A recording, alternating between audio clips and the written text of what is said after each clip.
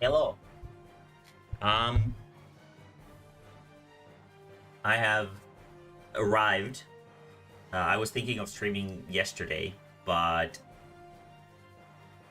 I was busy with stuff, so I couldn't.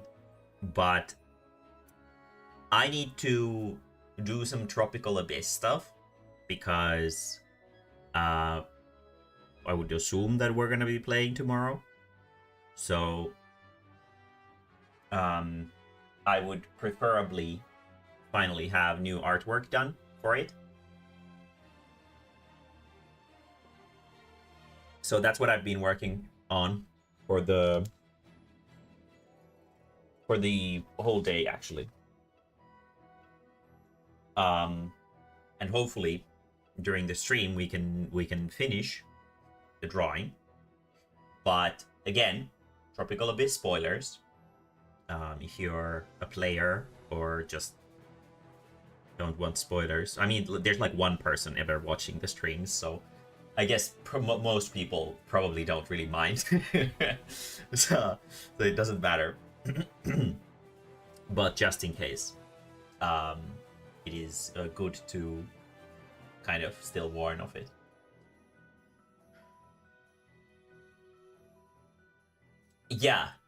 No, we're not gonna be playing today. Tropical Abyss tomorrow. Tropical Abyss spoilers today. Spoilers for stuff. And I'm pretty far into the picture, but I still have some like rendering to do. So that's what we're gonna be doing today on stream, and just relax and chat in the usual manner. But yeah, we are drawing cows today because there is a sad cow that the party has encountered, who I need. So let me find this. I need to actually redo the doodle version of this thing as well, because the let's see, where is this thing?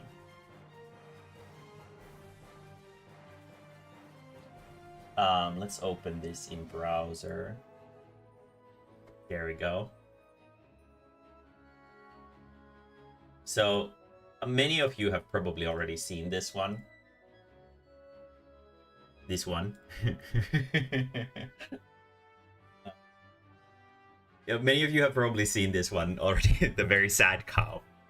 I made a like I had this concept that I want a paladin cow who is sad, and I have had this in mind for a while now, but the issue is that I haven't had time to like properly render a boss enemy sprite for the character. So I did this before I did the actual boss render of the character, which is the opposite way of how I usually do this. So the design has actually changed very drastically from this for the boss version of this. So I need to alter this to match match what the boss version is, to be like sort of like complete. But let's see here. I have struggled for a while to try to make a cow look cool or intimidating. They have such a boopable snoot. They have like such a friend-shaped face that is really difficult to make a cow look intimidating. So I've struggled. I've gone through multiple pose iterations and kind of different versions of her, and I finally found one that I kind of liked. So I've been working on this all day, and now I've already done the flat colors. So what we're gonna do next is we're gonna do like a mask layer essentially for the rendering portion of the coloring, because her clothes have a lot of patterning to them. So I need to do it like this, or otherwise it's gonna take fucking forever. But yeah, so that's what we're gonna be doing today. Is we're gonna be doing the the rendering effects and stuff like that, so that we have a nice little boss enemy ready for the party. And I think I've colored things like this on stream before too. This is like kind of like a cheating way of coloring. It's very effective, and it's something that I would say is very reasonable when you're doing character designs that have a lot of detail to patterning. Like, let's say if you have like a leopard character or something like that that has like a pattern to their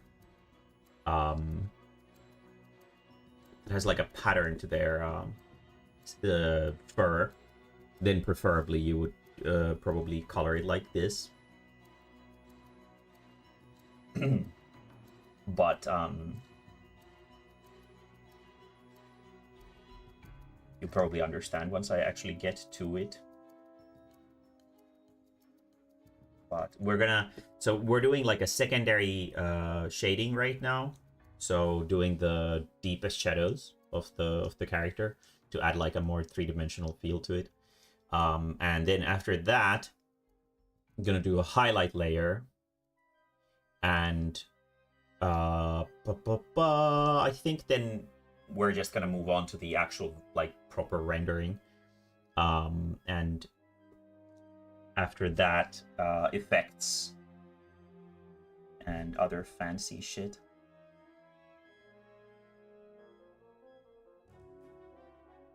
But yeah, I've been pretty busy with this all day. I was originally thinking of doing more EX pages for TT, but then I realized that there is still 1 week of May left. So technically I'm not in a huge rush. So I can still do those next week. Because I've got a commission for tomorrow as well that I need to take care of. So, you know, things in moderation so that I don't overwork myself immediately after vacation. The only reason to why I'm drawing this on stream again is because I was on vacation, and because of it I have a little bit more drawing energy than usual. Because normally, like, because I usually draw the whole day due to work, I don't necessarily have the energy to draw on stream as well. But since I kind of need to have this done, I figured that it would be fine. It would be fine.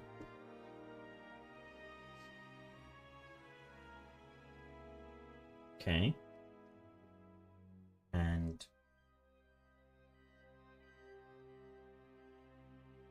add these little deep shadow details here. Vacations are, I mean, yeah, that's kind of their purpose. Back when I was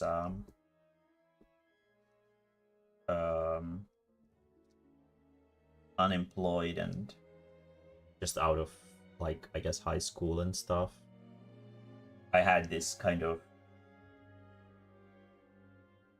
like, vacations didn't really feel like anything because you were kind of on vacation all the time anyway.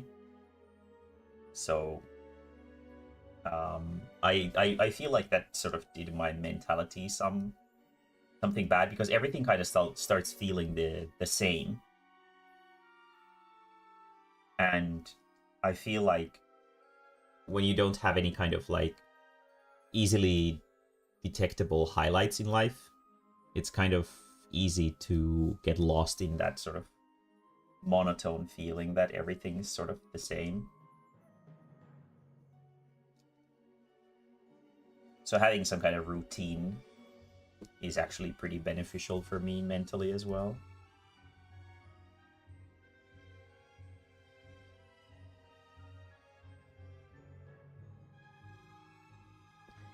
vacations feel more like a reward when you actually do something. It's pretty nice. But again, obviously with me, I'm just bad at vacations to begin with. So famously bad. There's some line mess there. There we go. With yeah, I'm not super good at vacations in general, but at least the Japan trip was a good vacation for sure. Yeah, like I was like that maybe for like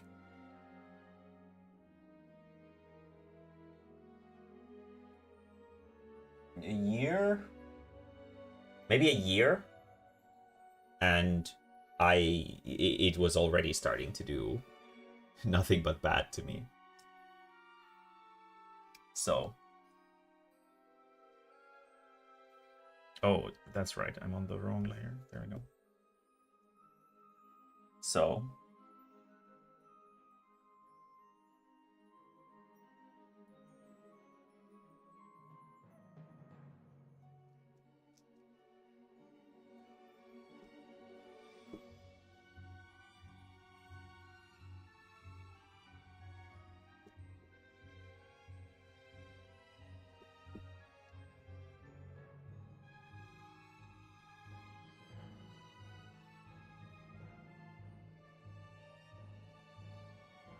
but you know, people are different, so some people might deal with it better than others. I'm like a very routine friendly person.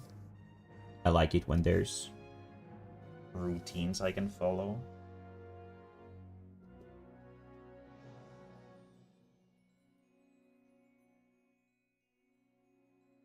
Makes it sort of easier to keep book of everything and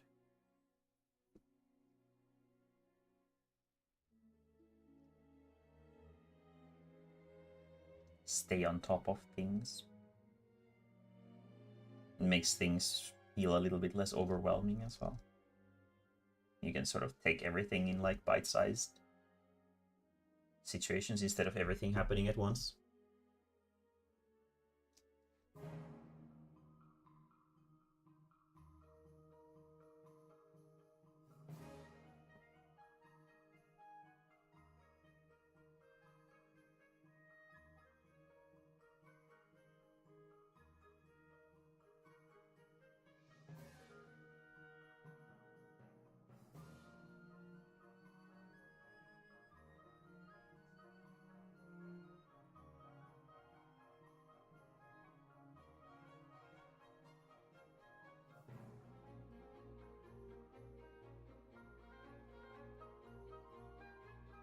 I mean, I guess, yeah, I guess they do kind of give you a routine of sorts.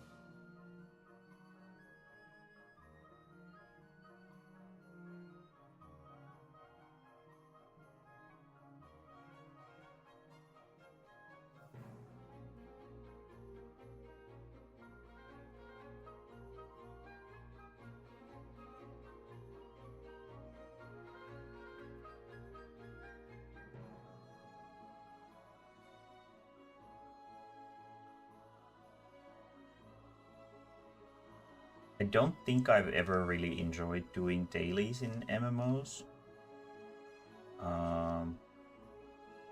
Yeah, no, not really.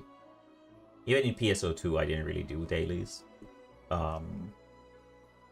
They felt kind of like a waste of time. Even though you could make some money from doing it, but like playing the market was always way better for making money. And so there wasn't really any purpose in doing the dailies like that super religiously.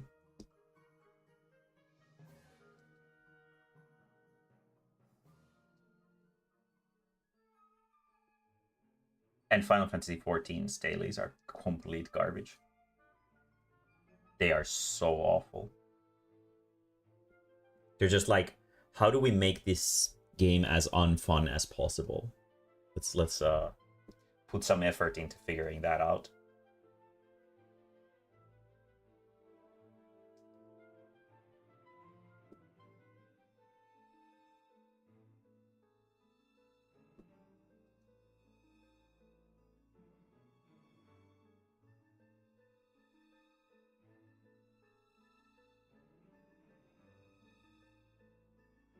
Be here but not watching. It says to not be spoiled. Yes.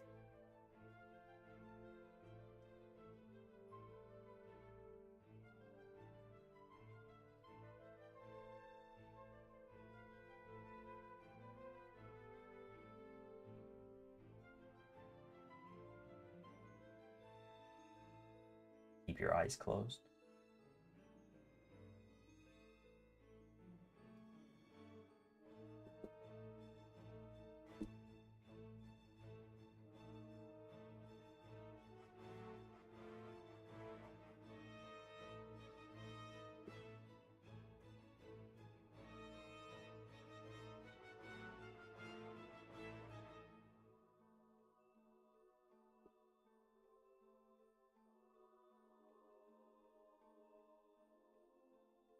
Okay.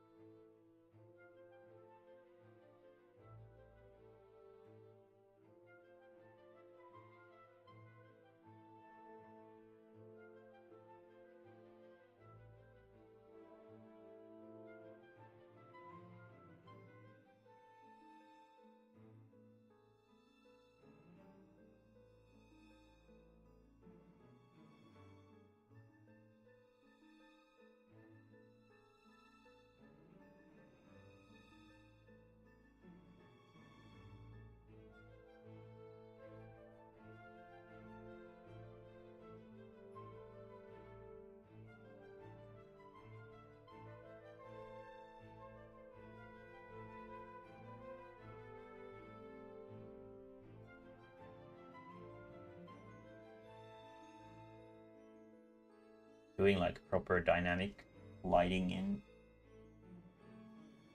pictures like this is always like a struggle. It's like the characters are sort of cartoony, so you have to find like your own sort of logic to how the light works a little bit, and that can be a little bit challenging for sure.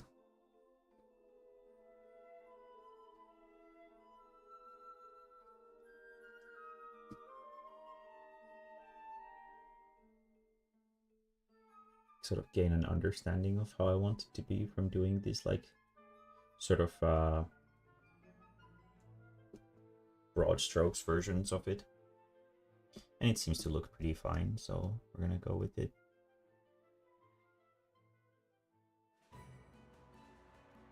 Gonna go with it. Yeah, like that. Does increase the depth a lot.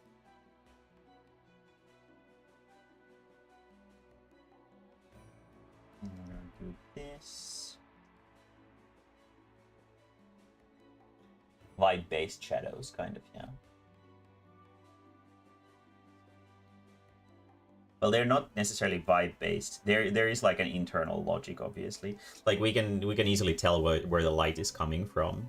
It's like forward past this into the chest on this side, and then this side is covered in shadow.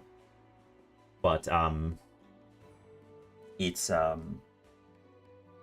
just because the shadows obviously aren't shaped like they are in real life, because you know they're cartoon shadows. So kind of figuring out how everything is supposed to look like as a shadow is a little bit of a wrestling match every time. But I like these sort of like really cartoony shadows. They're always something that I just enjoy aesthetically. Something about like hard, distinct shadows that makes them look nice.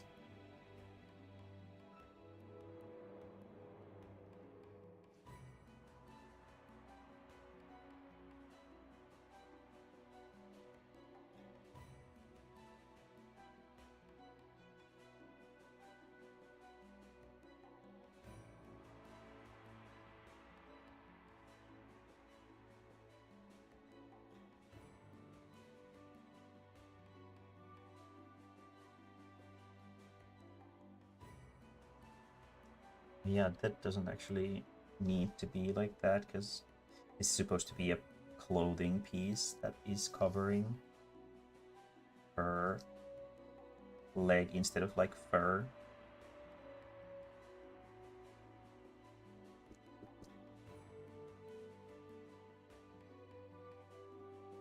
Yeah. And oh, that's here.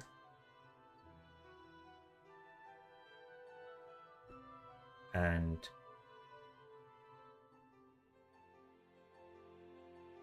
we're also gonna do like a gradient shadow in the deep shadow as well, or in the neutral shadow maybe. But that's gonna be once we actually start doing the proper colors instead of these sort of mask colors that I'm working with right now. Oh, this is such a piece of shit detail. Oh no.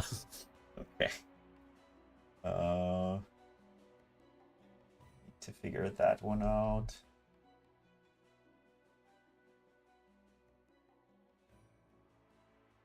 Let's see. How do we do this? Gonna go there. Okay. So this would be like this. This would probably be like this, maybe.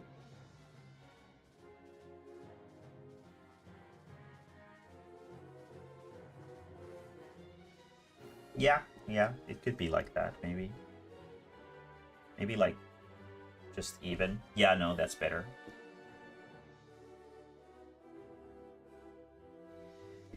For sure. Then this one would be like this.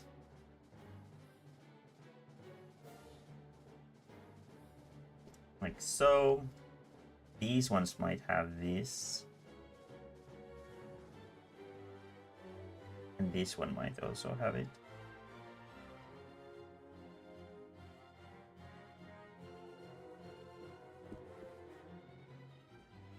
Something like that. And this would probably be deep shadow mostly throughout. This one as well.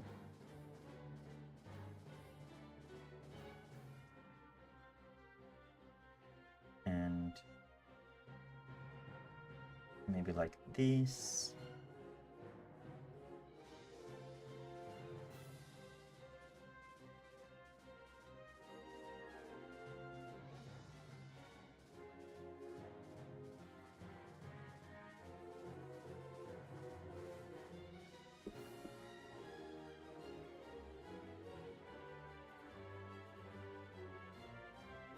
Or like that, probably, yeah.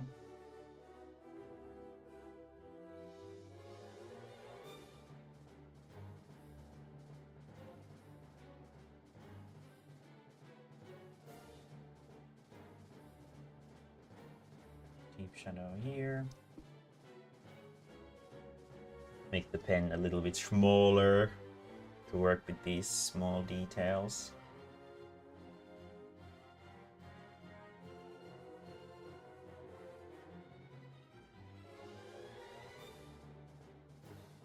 These are definitely deep shadow as well.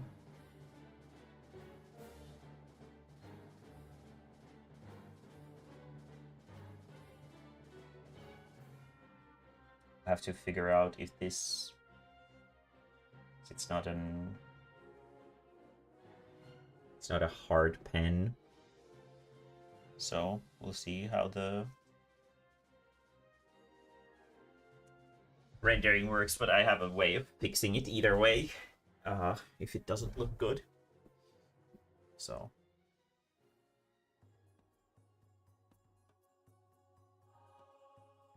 but if there's no issue, then we're good. It's gonna be super small details that are gonna look a little bit messy, I think, at most. Probably.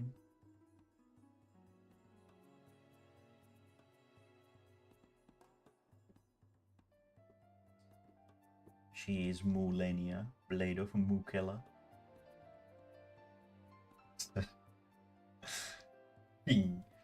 Shit cow jokes.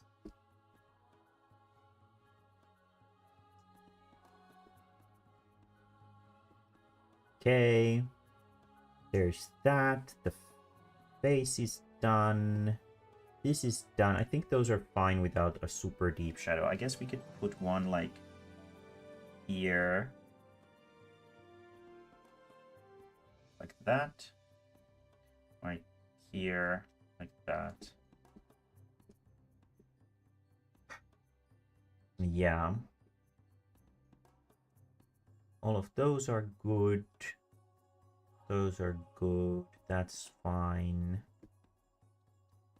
So we'll do this like this.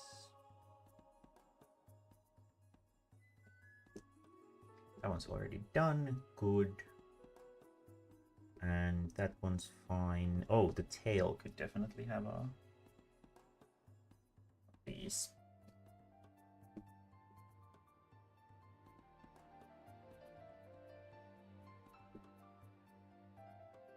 And then these would be also dark shadowed. Like until this point roughly. So create a nice like simulation, gradient simulation through texturing of the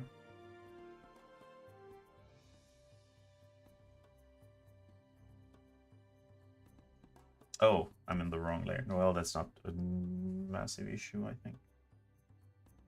Well.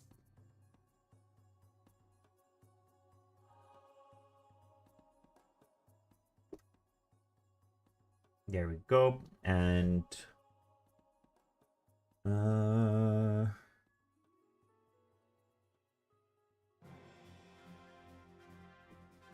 maybe I'll do this like no.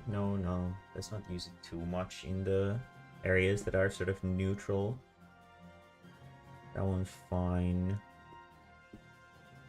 Maybe here to emphasize the shape of her kneecap a little bit more. Yeah.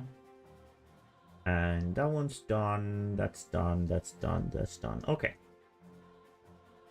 Cool.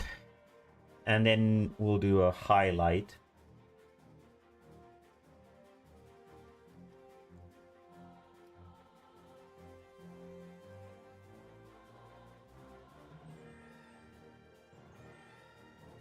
Be a little bit less bright.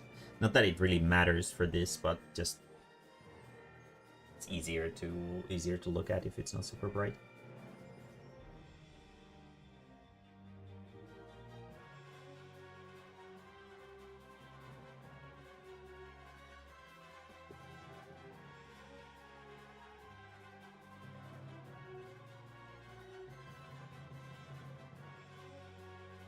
And since these are metal, I can give them metallic shading.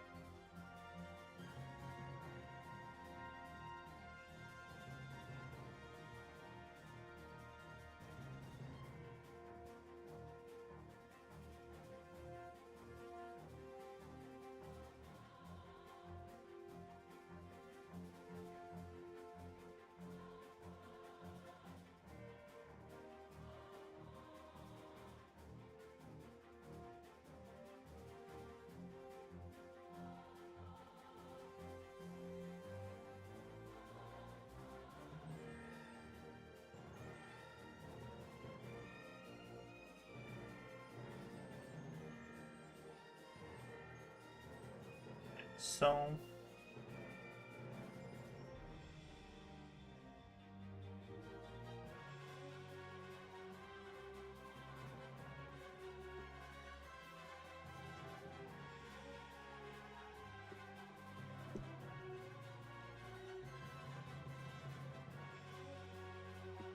Maybe we could actually align it along the shadow.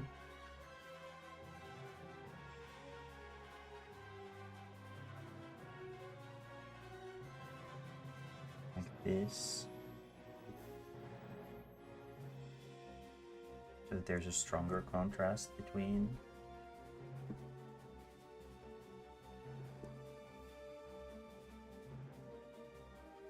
Yeah, that might actually be better. Let's do that. Remove all of this.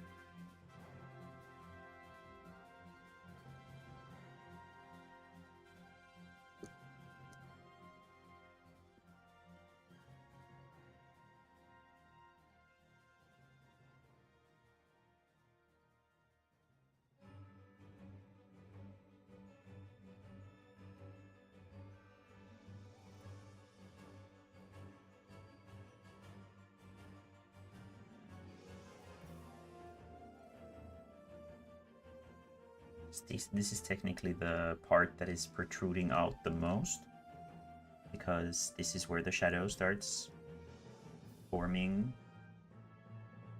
So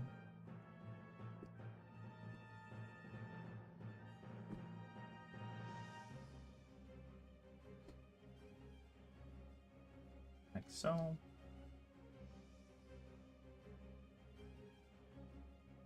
This size could be a lot smaller.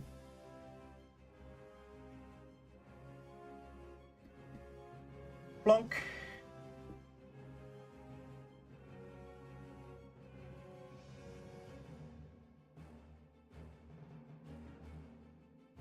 Like so.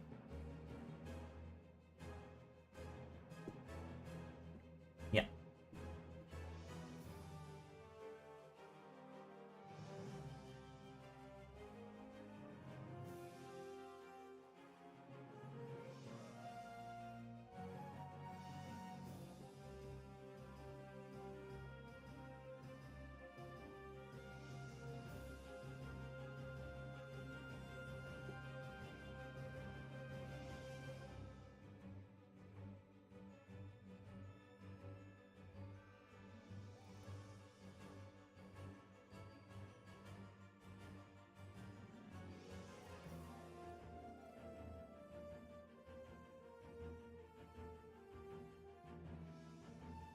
Not gonna go super crazy with the highlight on the stomach area because it's obviously overshadowed by the massive cow tits.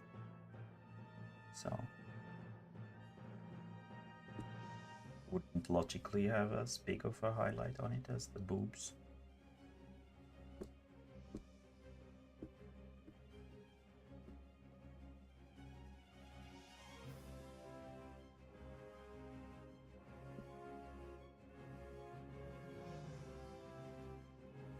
And then we'll do like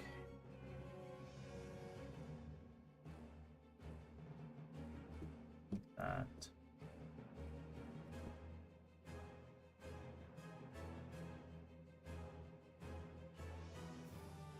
Something like that. And not that big. Be like that.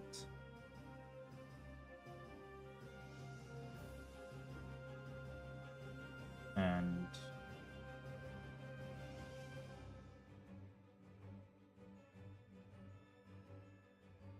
like this.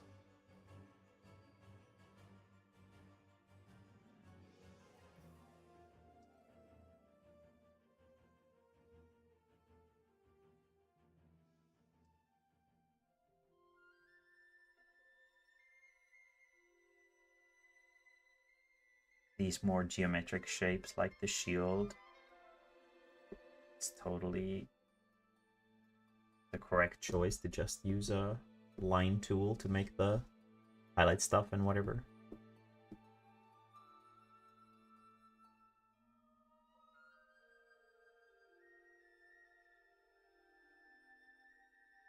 I'm gonna add some texture to these little feathers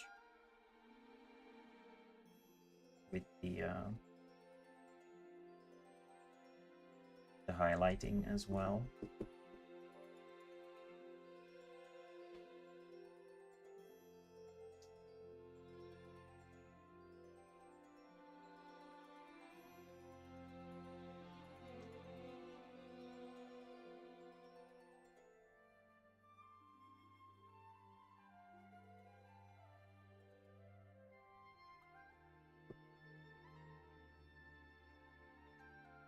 Yeah. Then I do a little highlight there, there.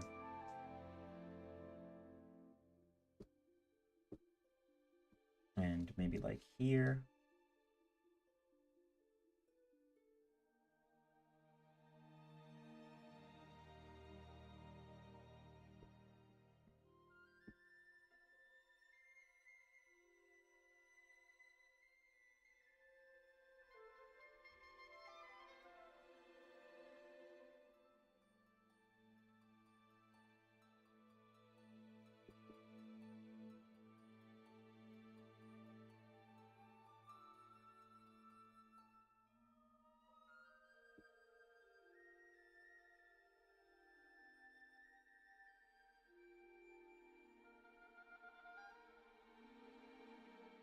Go.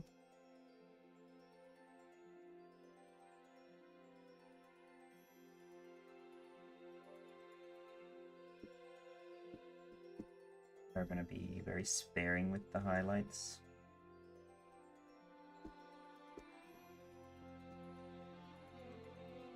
Although to be fair, I kind of wanted these to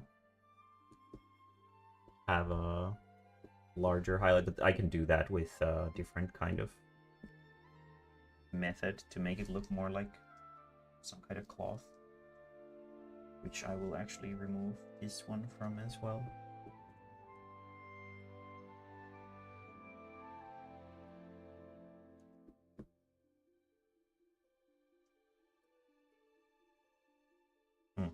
There we go.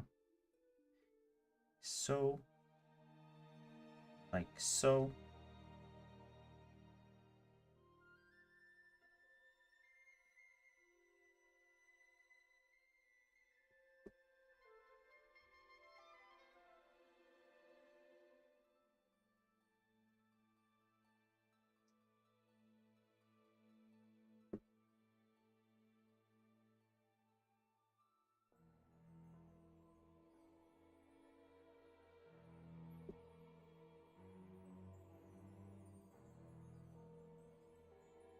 Limited highlights here.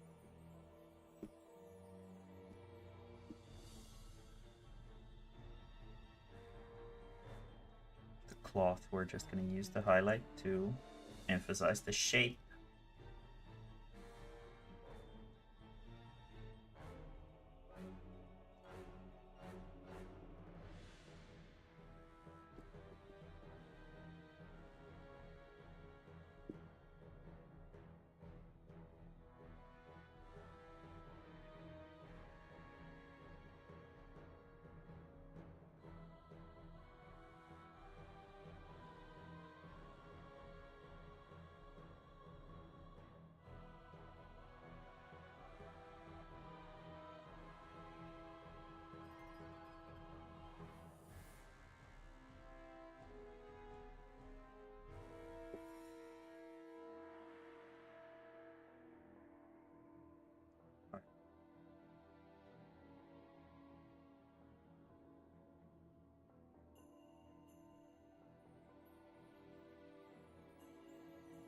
More like that.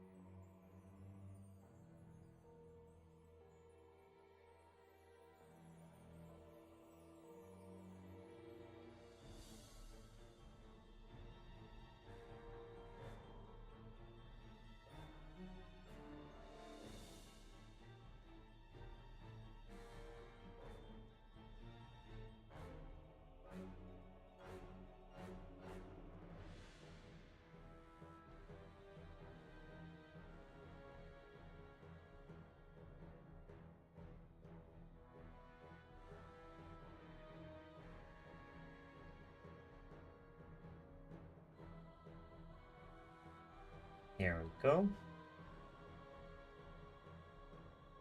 And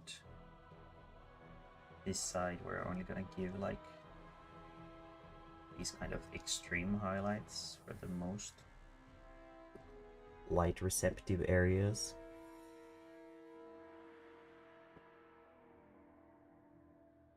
Massive milkers, yes. I mean, yeah, wouldn't be a cow without such. What's even the point of being a cow if you don't have massive milkers?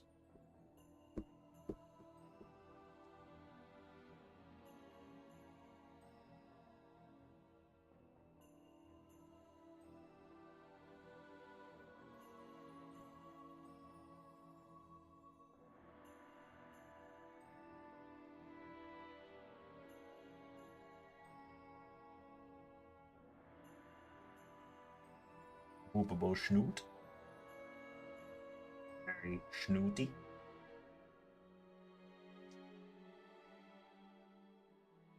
Nice snoot, bro.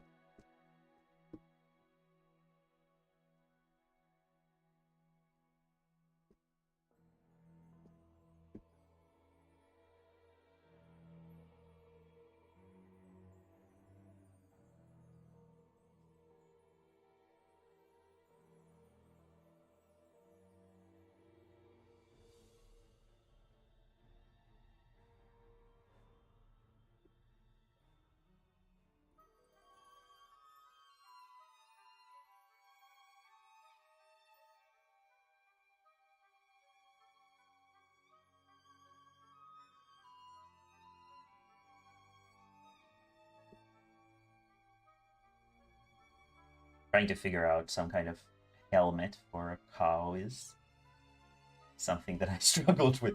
Cow heads in the first place are like geometrically nightmarish to draw. They have such a like distinct shape that makes them a cow.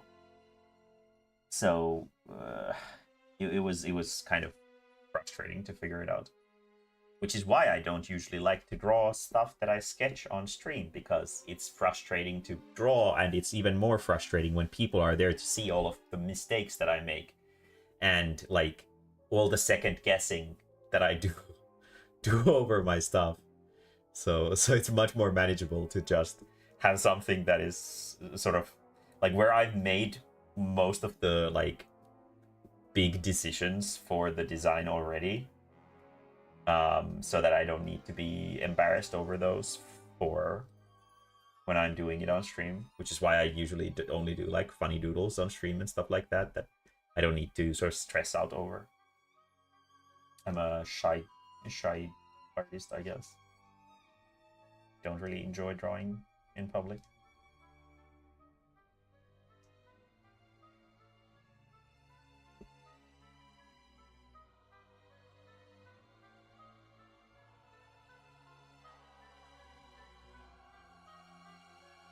For like small like teaching situations and examples, it's fine, but like when actually doing like something that's supposed to look impressive, it's a nightmare. I don't deal with it super well.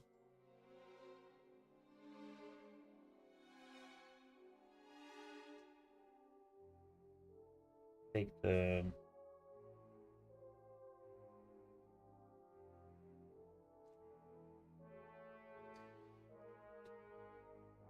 had the worst caller in a while. She called multiple times and was telling me to connect the call over to one of the radio hosts who isn't even working tonight, and we don't have a system for that. She also ranted about how she's using her small retire money to call in often, and how she has Järvi Radio or Pookie always playing in every room, and how she's a loyal listener. All this because the radio host who is in now mentioned that no one has called and made a song request in a while. I mean, thou asks and thou shalt receive.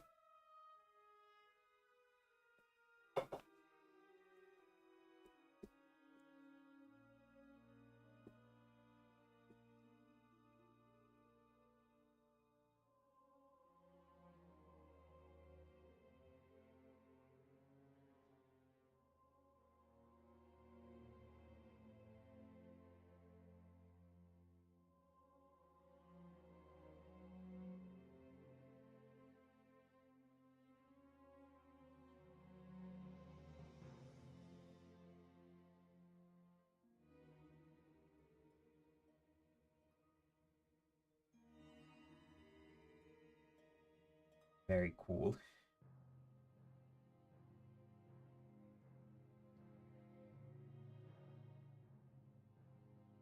It's my birthday this weekend, and I'm doing my very best to not work on the weekend. I'll have to come up with something to do that I won't have time to work. Unfortunately, my carnivorous plants haven't arrived yet, so I can't build my bog garden just yet. But I'm planning on building a bog garden.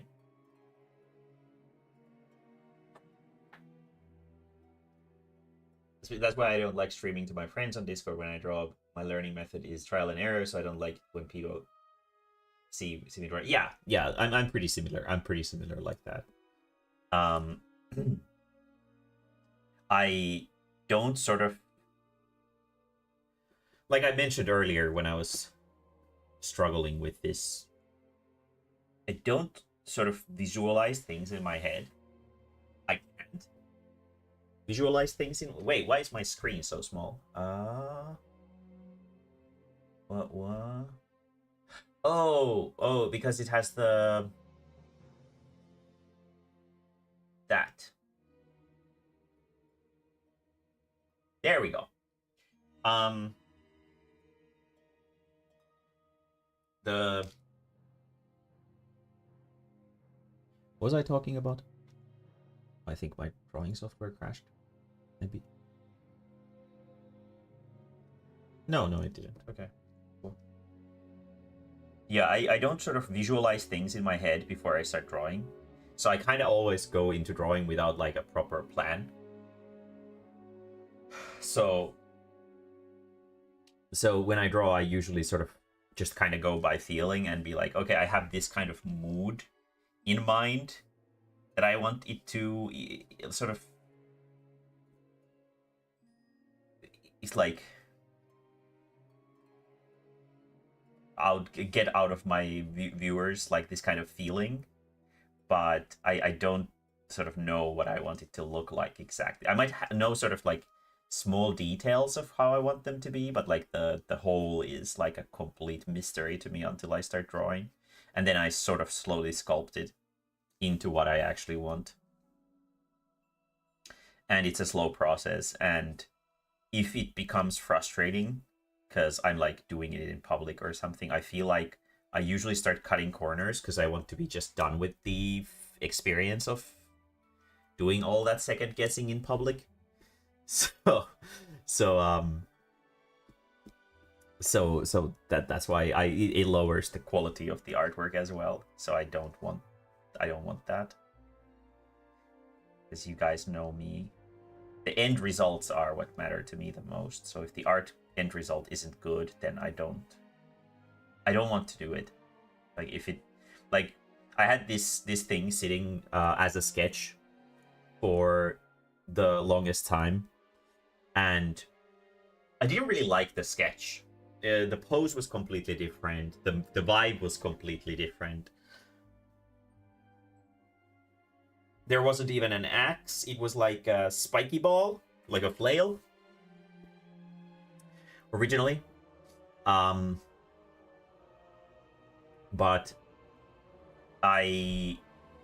it had like a nice dynamic feel, but it didn't sort of have that kind of feel that I wanted.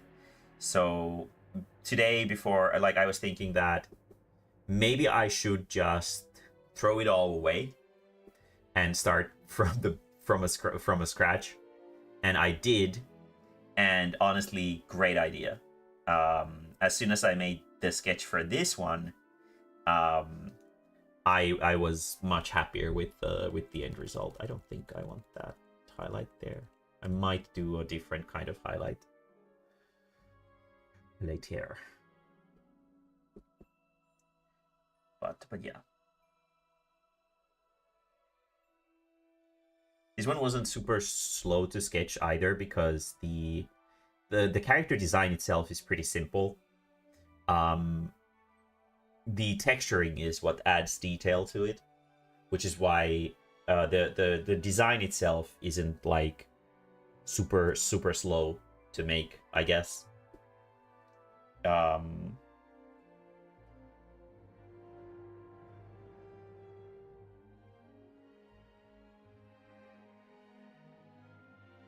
Like in comparison with like the Metamorph Queen or something, who has those like pile driver things on her hands, the design is a lot simpler.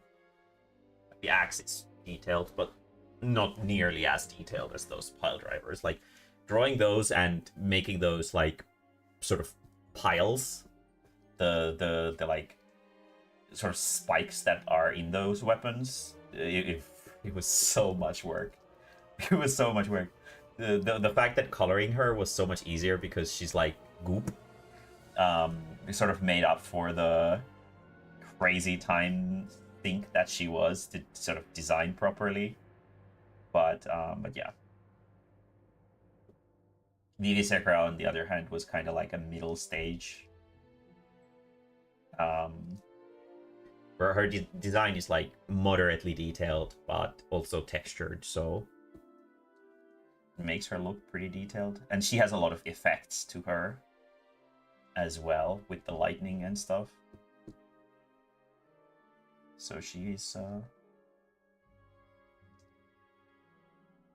kind of her own thing.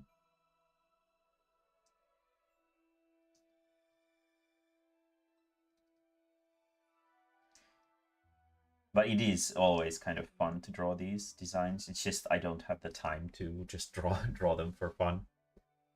A whole lot of the time. Because, you know, we got to make things that actually the people are actually like genuinely interested in. And unfortunately, I'm not what's his name? The big Matt Mercer. Not a Matt Mercer, so TechCon is the only person who watches my TTRPG. So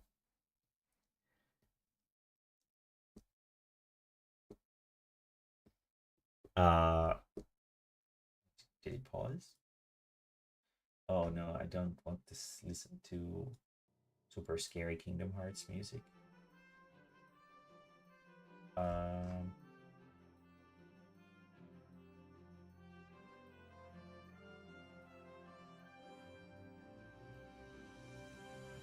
So I can't really prioritize these. Now I had a chance. I had a good chance since I'm kind of in a good place in terms of work right now. In terms of like how done I am with my projects and stuff.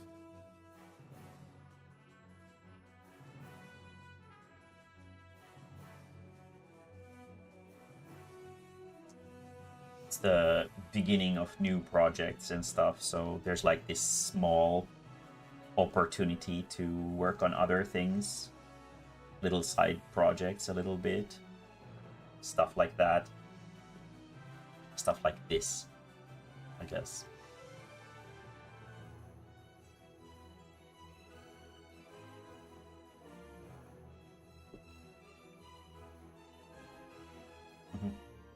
Oh, so easy to mess up with the layers on these. Doesn't really matter since these are technically all masking layers, so it doesn't matter if they're all in the same layer. It's fine, but just for the sake of organization, I like to keep them separate.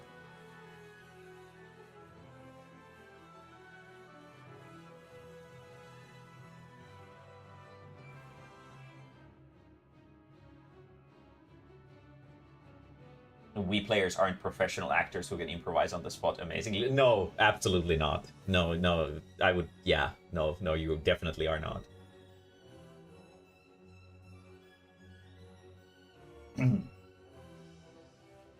The amount of like just socially awkward moments that are like genuine just social awkwardness in the campaign so far are just, it feels like once every 2 or 3 sessions there's something fucking weird.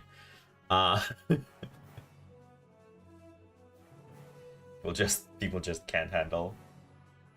can't handle social situations very well, I guess.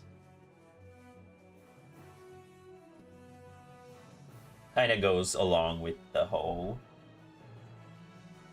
nerd culture in general, is that people just aren't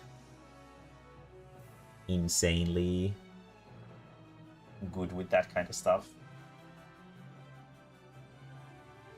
which is a side effect of sitting on the computer and not interacting with people a lot, for sure.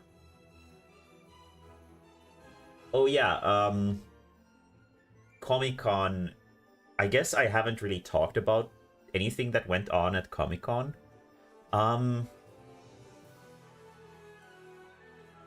Pretty neutral.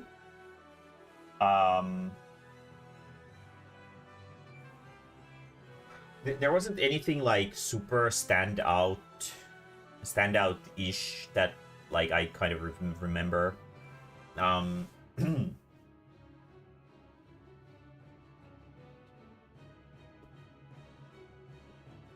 It was a pretty like exactly as I was expecting kind of convention. Which is, you know, it's like a normie convention, I guess, is how I would put it. Is people don't really know anything anime except for One Piece and Pokemon, and people generally don't. Who is DMing me? Oh, it's just Faloop telling me that there's a fucking train. So like it's like a super normie convention. There was apparently like AI slop for sale, and apparently maybe even some pirate shit, like pirated stuff. In some apparently like Wallenkumpelit or something was selling like a mouse mat or something that was AI, which is like, god damn. It's like, okay, well, yeah. Sure, I guess. Why not? And then it was super normie stuff. It was like the kind of people, a lot of the people there were like the kind of people who think the plural for manga is mangoes. So it was pretty like tough to market my stuff to a lot of people because it's so niche. But there were like a few people for sure who were like super hyped about finding a table with something more fucked up on it. And there were I got a lot of compliments for my cosplay, the Felix that I always wear everywhere. People liked it as usual, I guess. And there was some guy who was cosplaying Subaru from the latest season with his little neckerchief, and he was happy that there was at least one other person cosplaying something from ReZero, because apparently no one else was. And yeah, after the first season of ReZero, I feel like the normies moved on from it, which is like, fuck. It's like the latest season has been pretty enjoyable. I've enjoyed it so far. It's way better than the previous one. But yeah. But thinking about it, like, I don't think I've really seen ReZero cosplayers after the first season that much. The first season, like, everyone was fucking cosplaying ReZero. But now the sort of fair weather fans have moved on to fucking, I don't know, Jujutsu Kaisen or some other shit show. And they're watching that now. So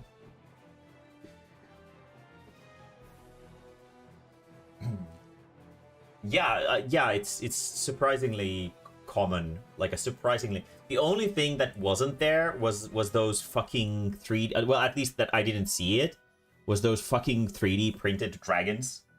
You know, the ones, the like penultimate convention slop item. It's the fucking 3D printed dragon. I don't think I saw any of those there. There was like some kind of famous comic book artist segment there where big comic book artists went there, and apparently the area was pretty empty. Not a lot of people went there because Finnish people don't really read Western comics, I think, like superhero comics that much. They read fucking Aku Ankka, Donald Duck, and that's about it. So it must have been a little bit demoralizing for some of the people, which, you know, welcome to Finland, I guess.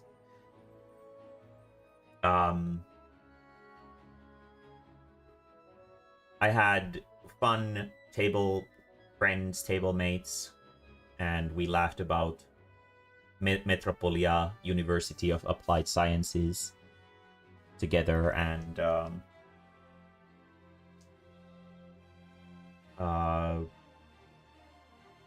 I traded some Pokemon cards. I finally got myself a high grade Shining Charizard.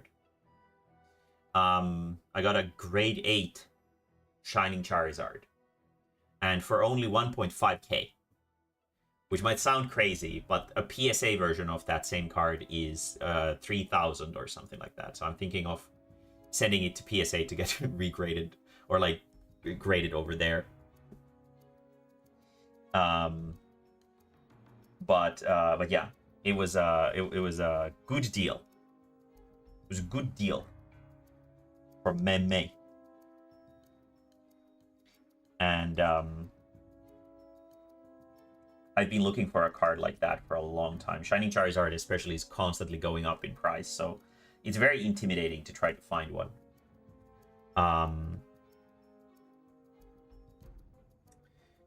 I saw a PSA 7 a while ago, like 2 years ago, at a card event that I went to with Arcade, and I was kind of considering it, but that back then I thought that, like, I already had one, and I thought that maybe that would grade somewhere in the 6.5 range, so I didn't feel like grading it or buying it then.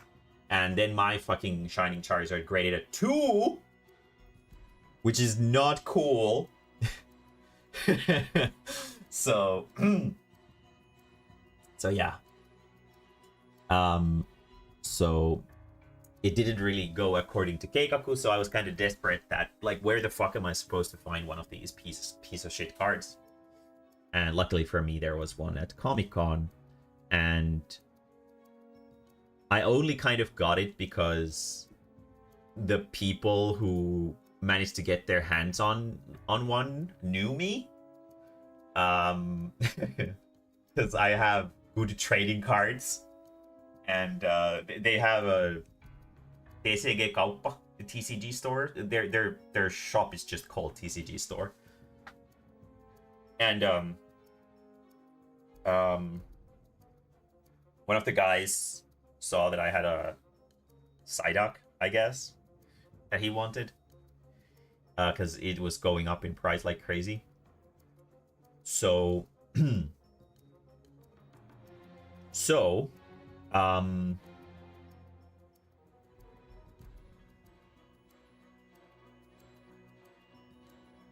he came by my table and took my trade binder, and he was like, "Oh no!" It's just browsing the page. Oh no! Just going over. Oh no! And then he saw my Shining Charizard, which I have in the thing, and he was like, "Are you interested in doing an upgrade?" And I was like, "Depends on how high it is, the grade." And he was like, "We got an 8." And then I was like, "How much do you want for it?" And he was like, 1.5k. And I was like, "So!" Immediately, frame 1. This is going home with me. If you're selling it for that cheap, yes, please. I will fucking take that. Absolutely. So, so yeah, that was cool. That kind of made it turn it from an average convention into a great convention, which was cool. Um, and yeah, but yeah, no, Finnish people they weren't really interested in the comic part of the convention whatsoever. It was, um, it was um, it was more just about the famous people that were in there. So not so much the convention part. So, let's see. How do I do this? We have patterning all here. Yeah. I guess I should do these together. So we have the whole flat layer there. And then we're gonna do color by color, right?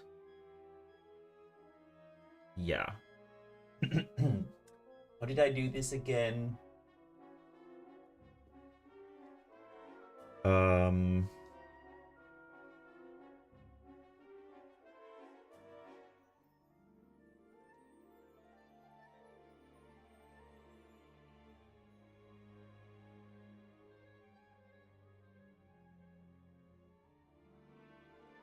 There we go.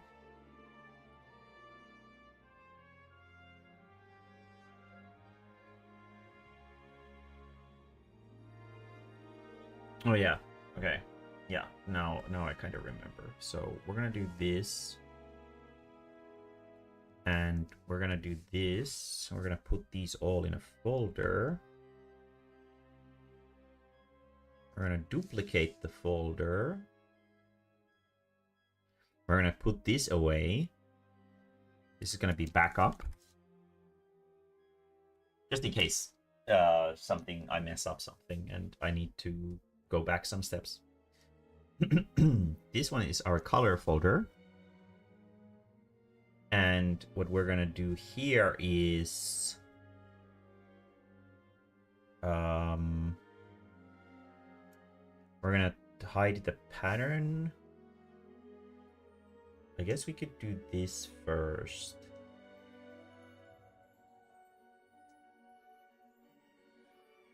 Yeah.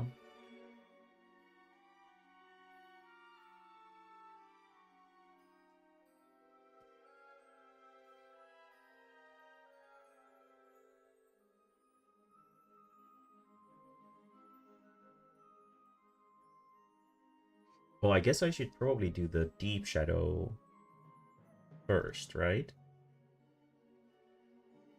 This one. How accurate are you? You're pretty accurate. I think that's fine. Cool. And actually, no. Deep shadow is definitely second. Let's do normal shadow first.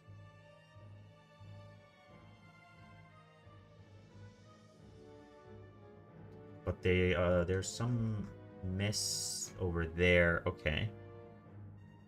I think this one we're gonna leave out. But we can do this and this together. There we go. So let's see here. Select this.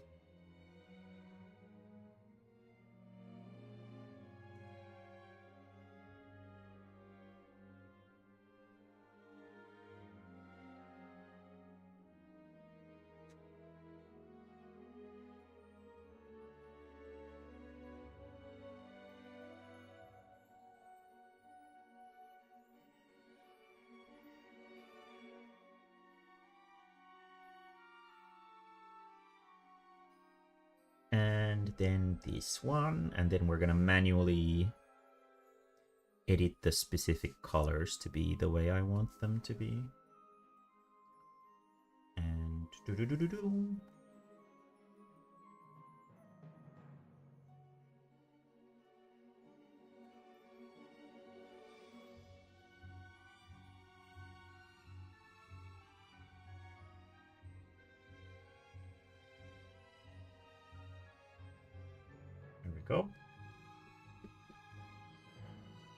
And we're gonna go over here.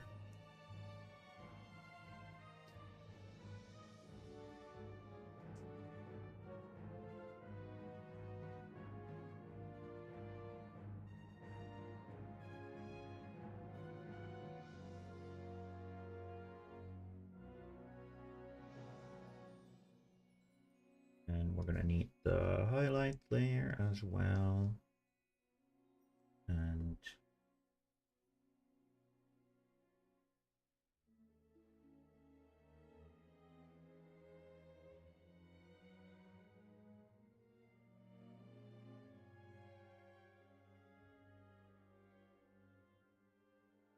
there we go. And then we can add, yeah, no, that's fine. And then we're gonna take these kinds of colors here. And we're gonna do little adjustments like this. Make them a little bit nicer.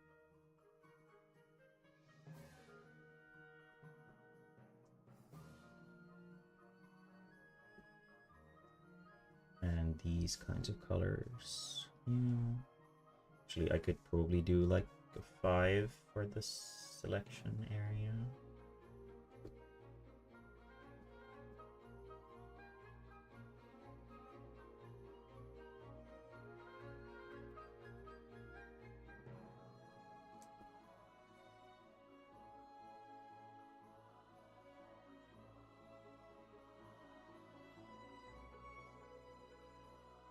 These ones can be actually lighter.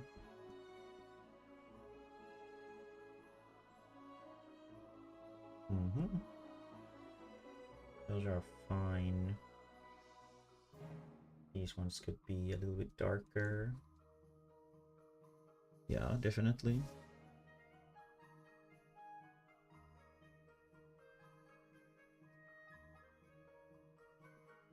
These ones could definitely be darker.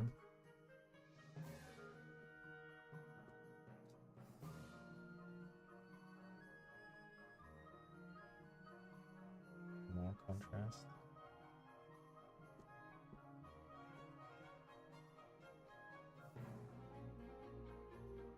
Been reading Spider-Man comics for maybe 2 years, and yeah, Don Rosa and Karl Barks Aquanka sweet. Yeah, right?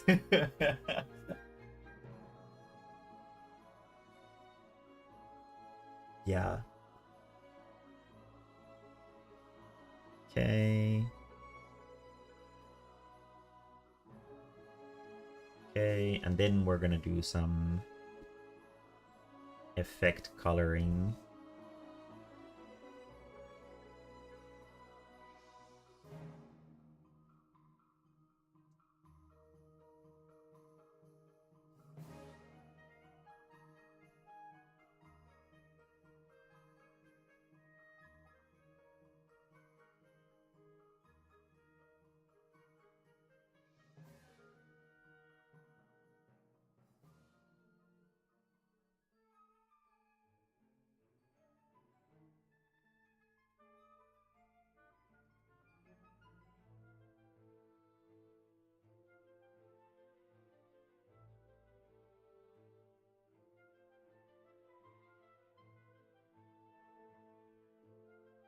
Then we're gonna take these.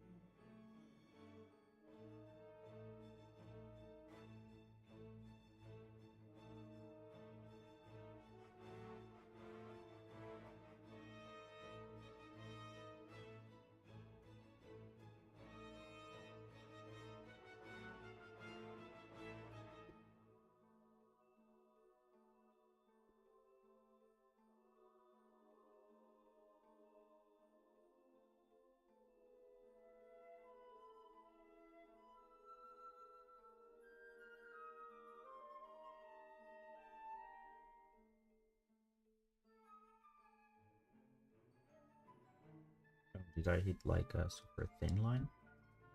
Yeah, I did. Explains a lot.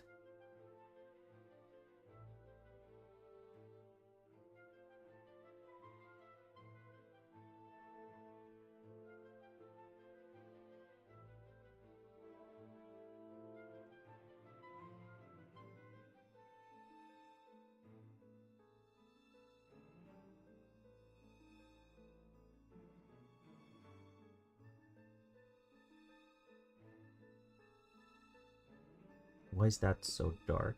Oh. Oh, okay. Yeah, I need to absolutely fix that. This part. They're definitely not supposed to be that dark.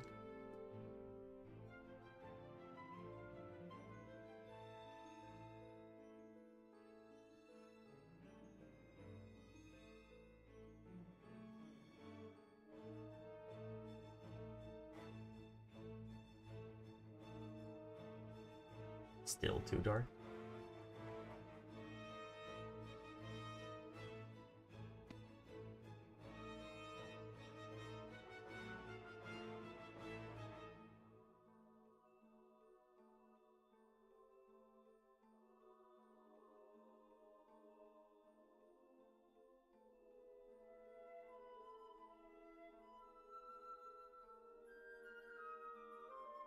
Still kind of weirdly oversaturated.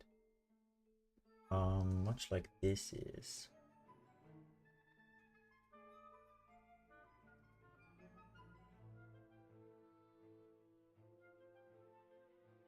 Why is it turning green?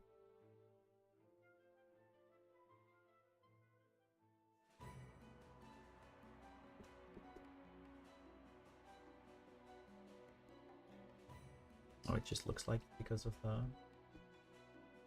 thingy. Okay, well, it's definitely better now. This one though, we do need to fix,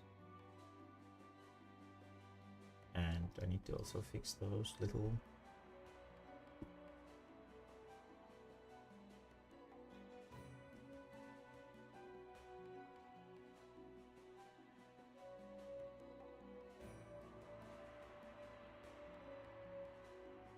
I had some fucking method of doing like specific parts of the specific colors at the same time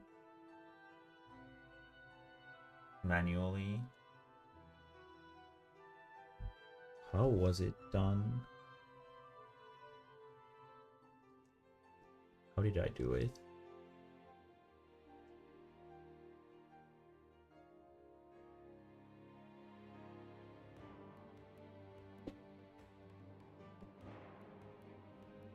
It's been a little bit since I've done this. I had some nice smart way of doing specific colors at the same time.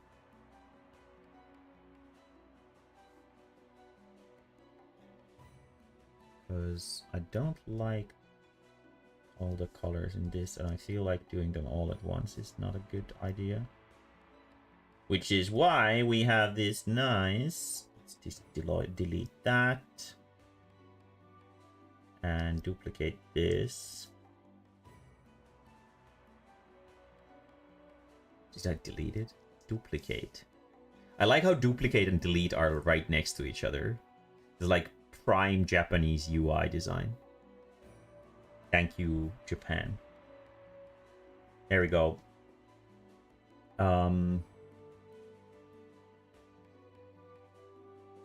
So what did I fucking do with this shit? So if I want just this color,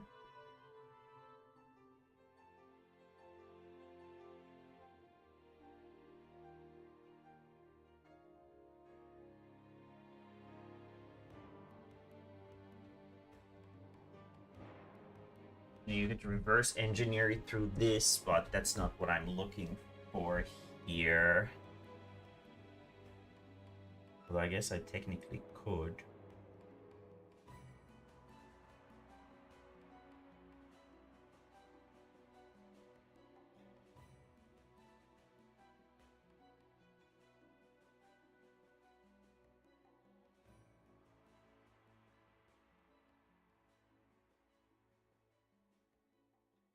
What the fuck did I go? I'm having such a fucking massive brain fart.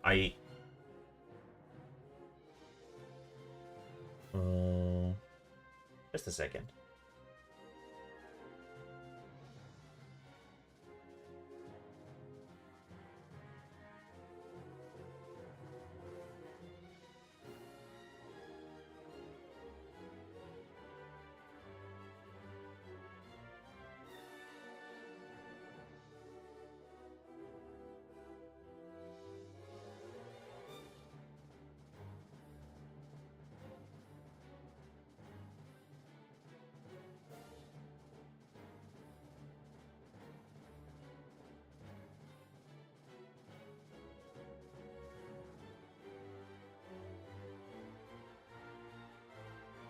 Okay, I think I understand. I'm supposed to go like this, where I'm not supposed to choose all of it at once. We're gonna do it like this, where I'm gonna go color by color. This one is also the leg. I think I had like some nice way of doing this, but I don't remember. So this, that, this, because it would be nice to go one by one instead of all at once. I don't think the head part is the same color. No, it is. Okay. So you, you, you, you,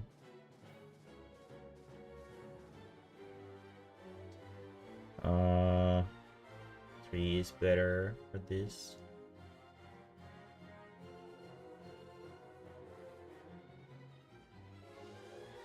Oh, okay. No. Now I get it. Yeah. No, this makes perfect sense actually. So I can just do this. Plonk. There we go. Okay. Yeah, now okay. There we go. Yeah. I had a total brain fart, but this is the way I can do this. I can make sure that I always choose just the one color that I want to edit. Yes. Fantastic. So now I can edit them one by one. Brightness. Contrast. We could do like a very subtle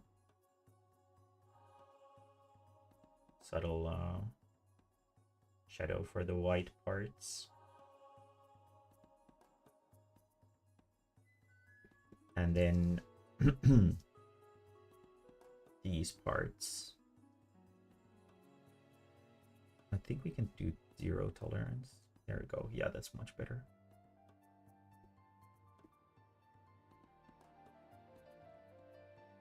Yeah.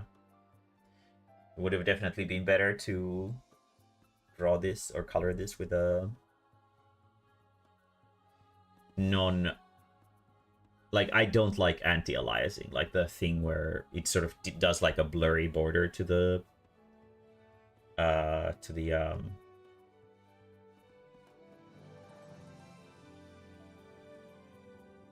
There's like a blurry border to the pen that you draw with. Never been a big fan. It just makes everything work worse. And when you're working in a high resolution environment, it doesn't actually benefit you in any way. Then we can manually improve this a little bit. In places like this, for sure.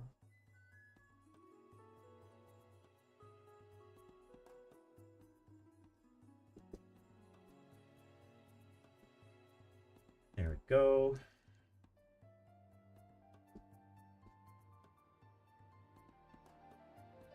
And then we can do the highlights.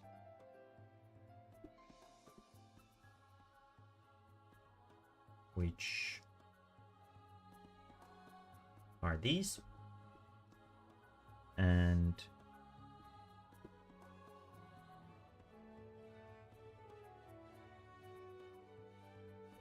they don't really need anything other than that.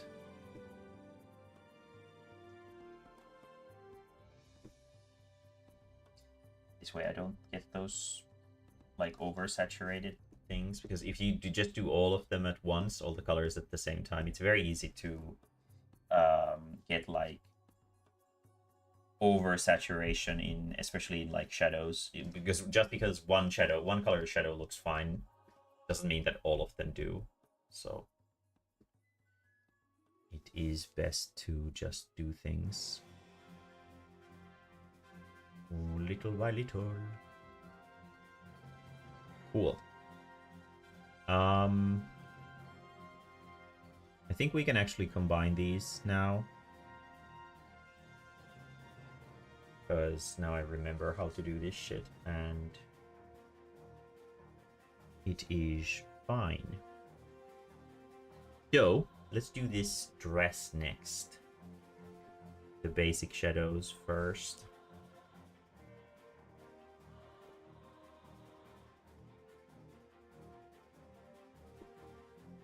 And I kind of want the shadows to be blue. So we're gonna do that since we can this time. We're gonna increase the contrast a little bit and hue. There we go.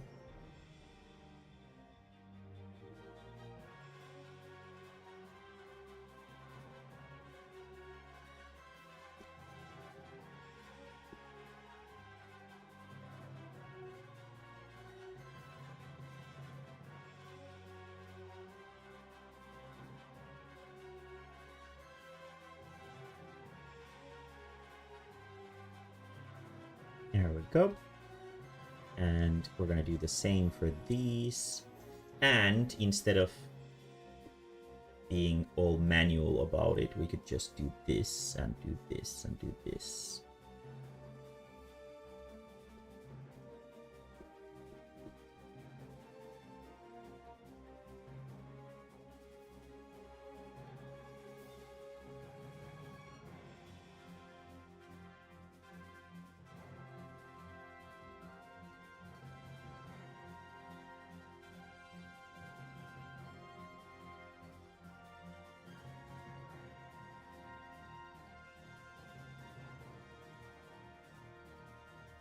Fine. Those are fine. Julio.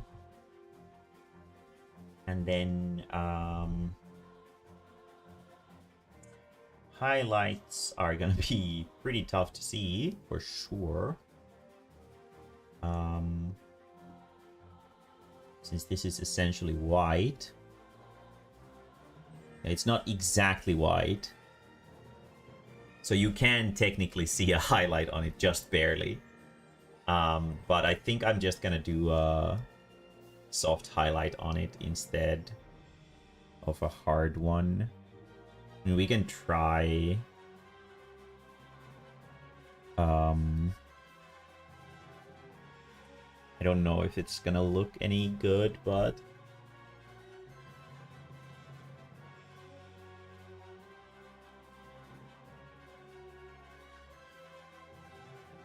because you can't really see it in the first place. So it doesn't really make a difference. But it is there. You can see it if you zoom close. But we might figure out something for that. We'll see how it sort of looks once I'm more done with it. Let's do the armor next.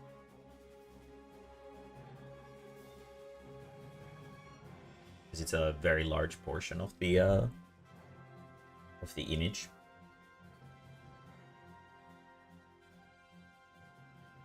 Brightness can be a lot darker than it was previously. And we can also give it some hue by adding saturation to it. Yeah, purple is pretty good.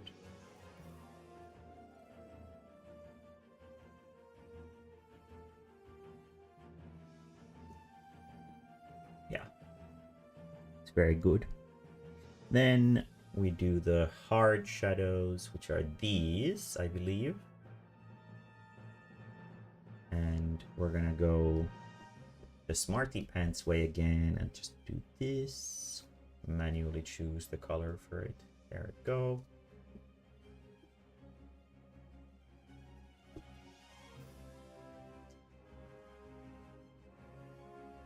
And remove all this little mess around here.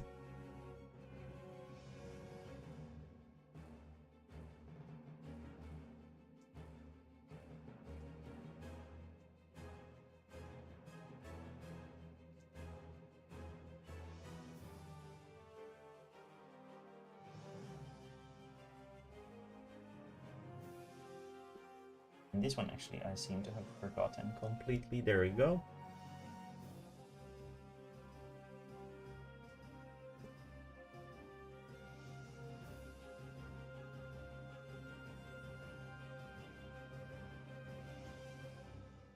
Okay. And then we'll do the highlights. Which are these. No, not that one. This one, thank you. And brightness contrast.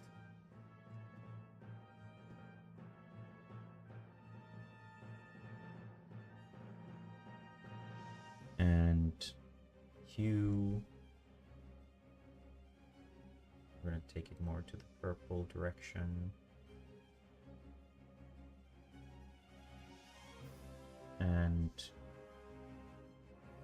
brightness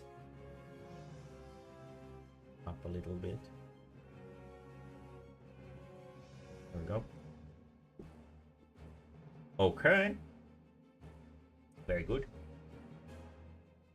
Yeah, even when you're fiddling with these little tonal correction things, it's much better to sort of curate or try to curate as much of the color correction as you can manually, because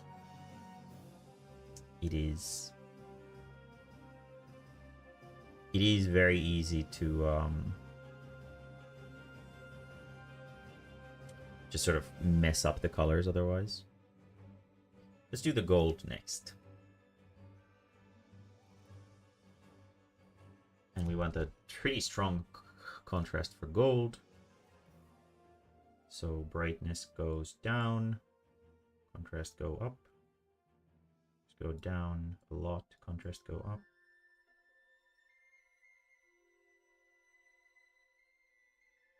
Like this.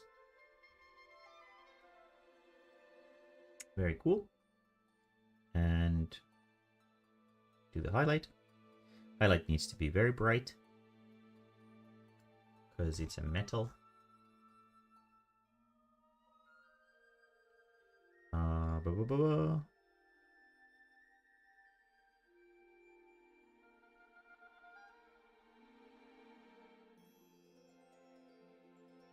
So, plonk. Very cool.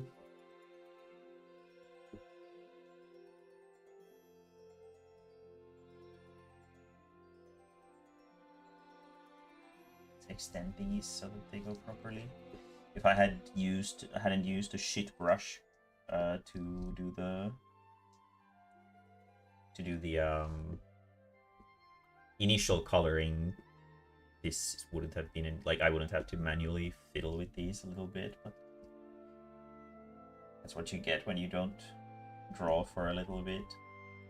Easy to forget basically everything.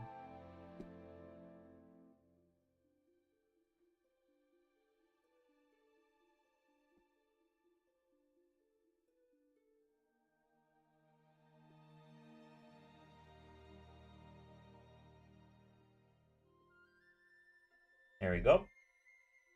Okay, and I guess we can do these next, which is the cape and all of those. Yeah, sure. So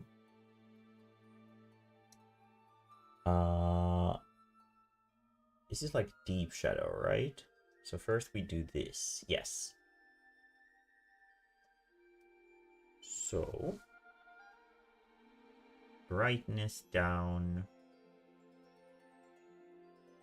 like properly down. And we're gonna tonal correction it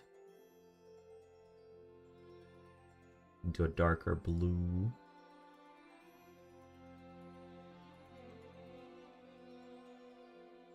Like that. Cool. Then this, which is the deep shadow.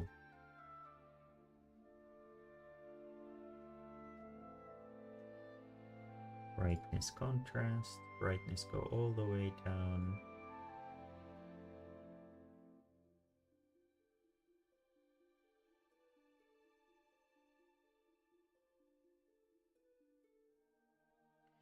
And then we're gonna hue to colder, like that. And brightness goes down just a tiny smidge more, probably like that. There we go. And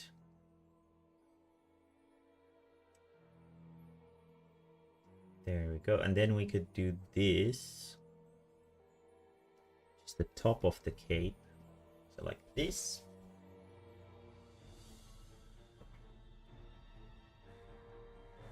And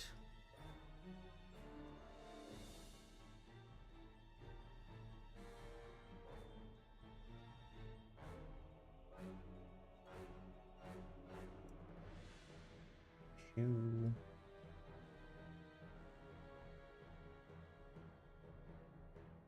A little bit closer to a purple.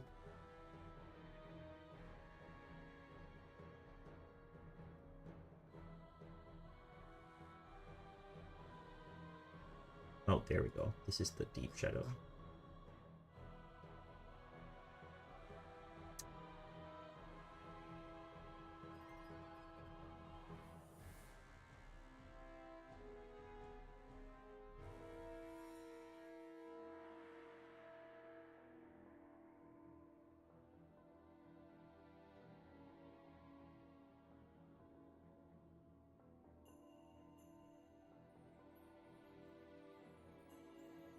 Okay. These ones I could definitely fix.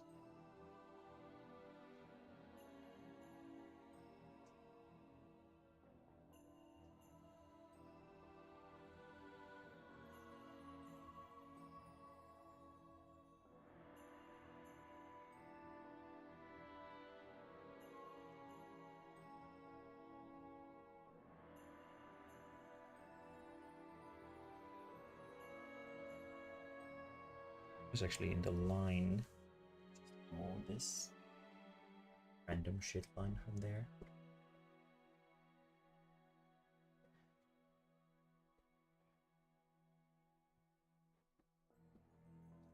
And then, oh yeah, I don't think I did a highlight for this mid blue. Yeah, this one. Is it literally anywhere other than that? I don't think so. Well, still important. Let's do it. Brightness. Contrast could be a little bit lower so that it's not that sort of strong. There we go. Okay. And then for this, we do have a highlight color over here. And Let's add it. Brightness.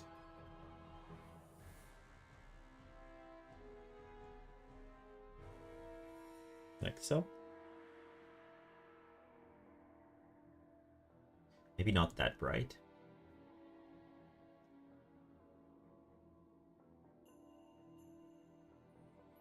More like this.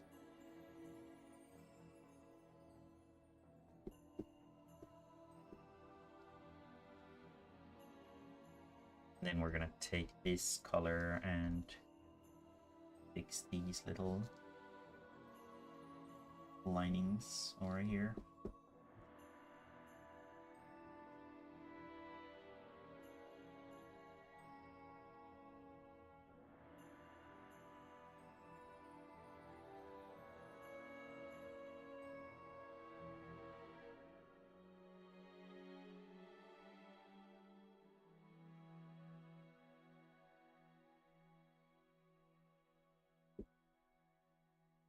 And we could actually extend the highlight here as well, because I think logically this one should have a highlight here as well. Like so.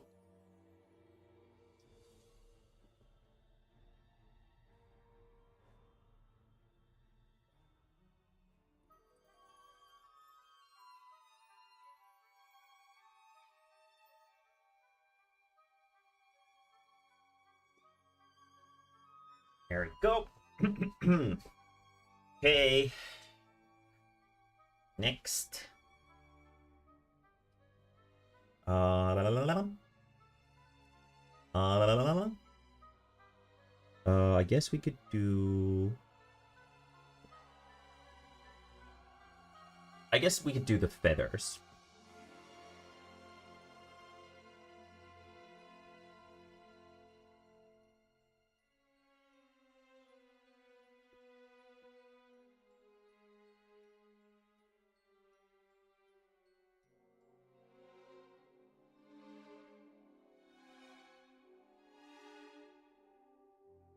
We will go with one. Might be okay. Kind of leaves a small outline, but I think it's fine. Maybe 1 and 1. Oh, that's probably good. Tone correction.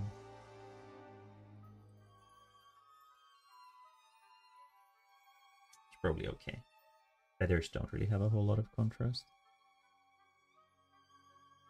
And this brightness.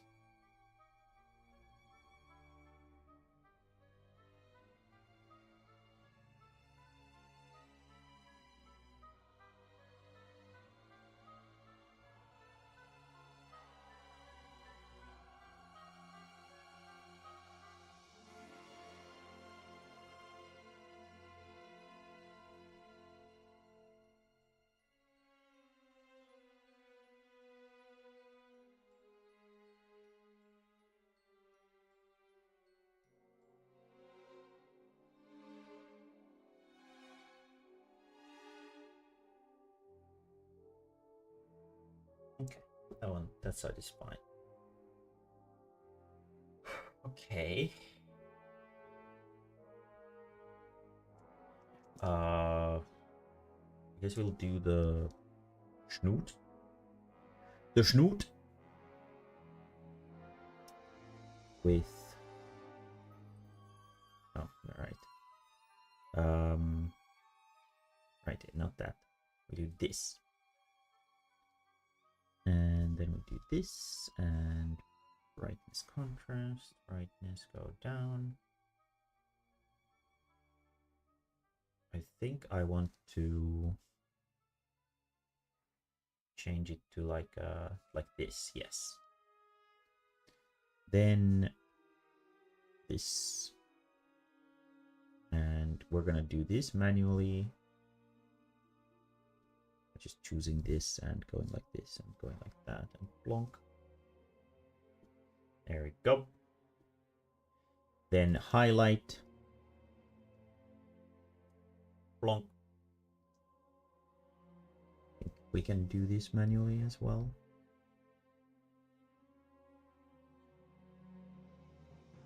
There we go. Nice schnoot, my friend. Then we're gonna do the skin.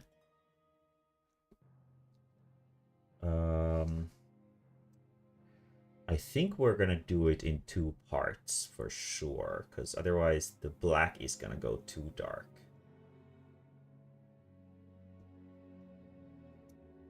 And for this, I have a thing that I can just drop here. Like that. And this, I have a color here that I can just drop that. There we go. Nice. And then the black parts of the skin, because she is a cow,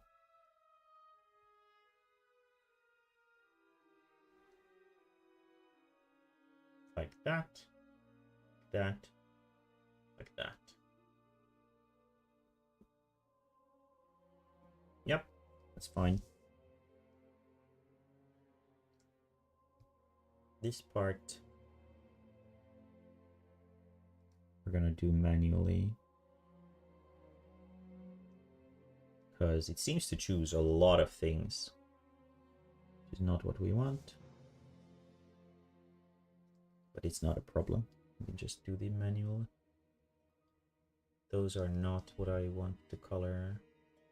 This is. This is. This is. This is. This is. That is not. This is. There we go. Much better. Then plonk and plonk.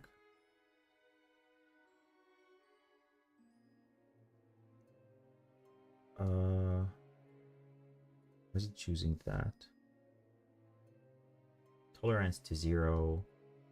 There we go. Okay, let's try to do like this. Okay, yeah, no, tolerance has to be 0. Okay, well, fuck me, I guess. Okay. Well, that is fine. If that's how you want it, then brightness, contrast, like that's fine. Cool. Well cowed. And then these I have a color for, so I can just plonk, drop it right there, and it's gonna be visible. Okay. And I guess we could do this next, because this was kind of fucked up last time. And then we have to also do the soft additional shadow layer and a bunch of little details still. And we also have the patterns and stuff like that that I haven't even touched yet, so there's still a good bit. Let's do this. So these, tonal correction, brightness, contrast. Brightness go down, not that much. We can probably manage with something like that.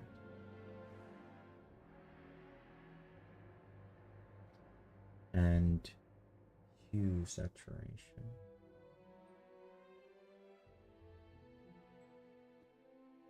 Here we go.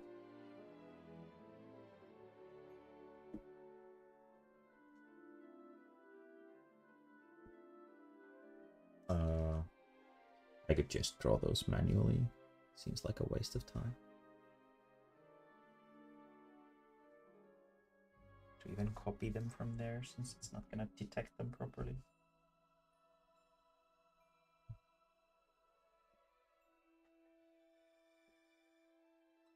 Okay. I guess the gemstones are the only part, and the wood. And I guess no, that one's done. This one for sure.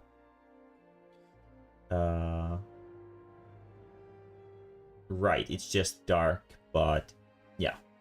Okay, cool. Right.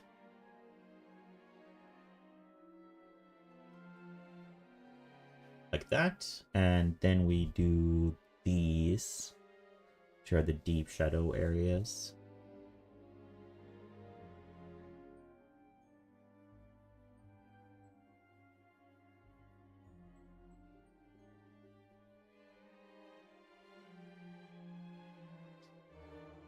And then I guess the gemstones will do.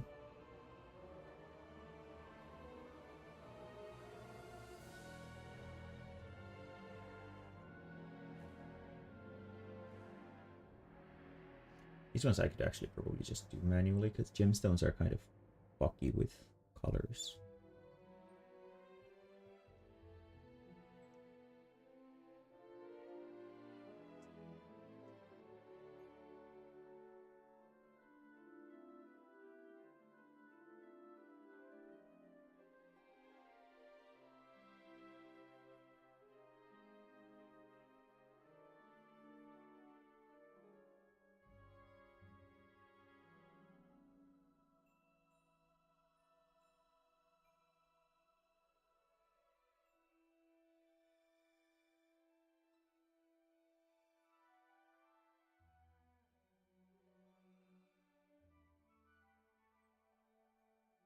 Here we go.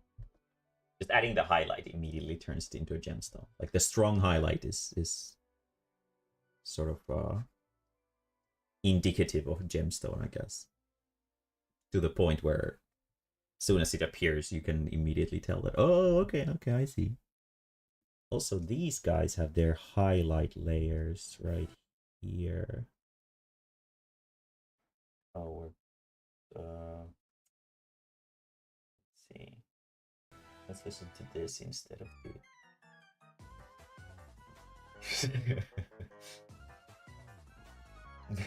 Maybe this isn't appropriate music for this. Um...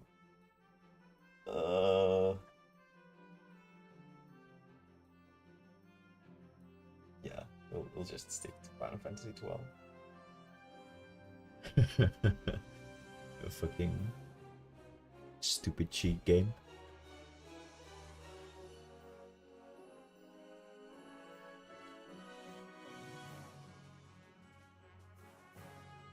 I think I want to add like a fade out effect into the wings, like a sort of highlight, like a special highlight for them, so that they won't feel so rigid. But we will wonder about that in the effect stuff. Not just yet. Let's do this one next.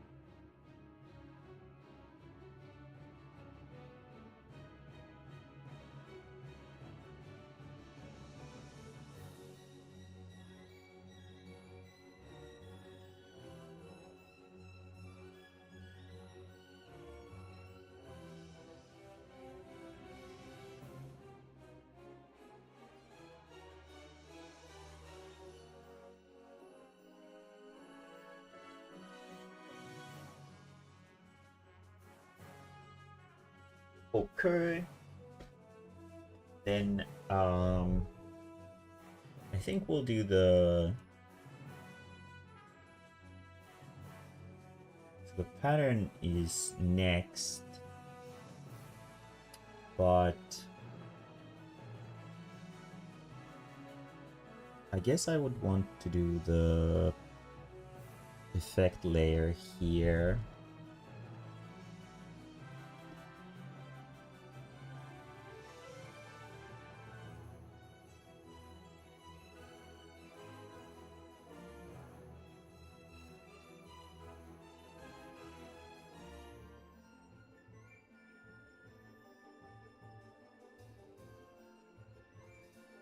So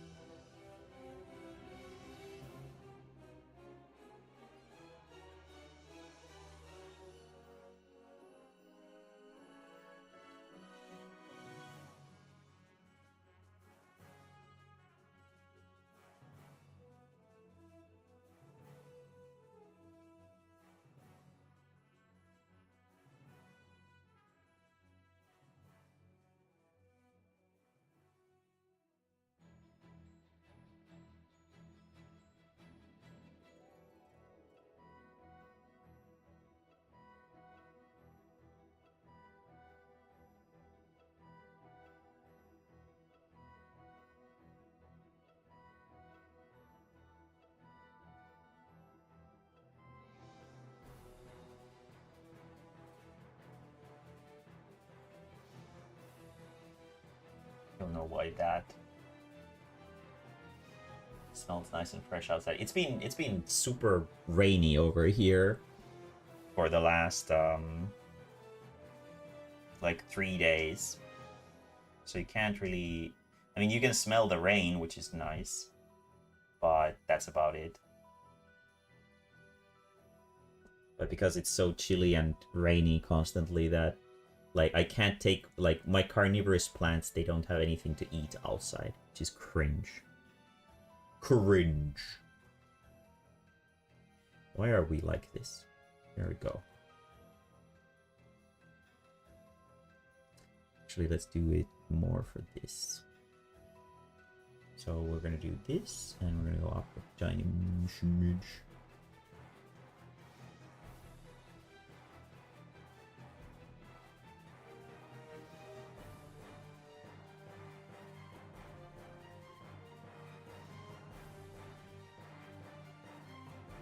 Is Amigo here watching spoilers? I mean, I don't know.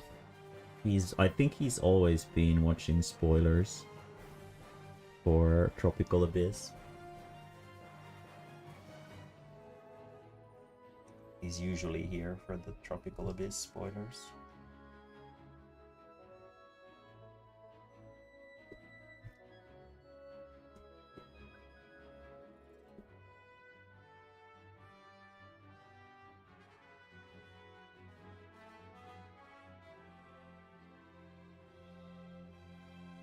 Let's do a thing for these as well.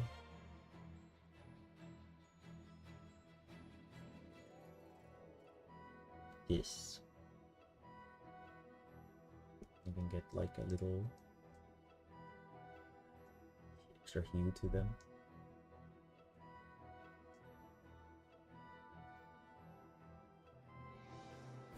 And then this.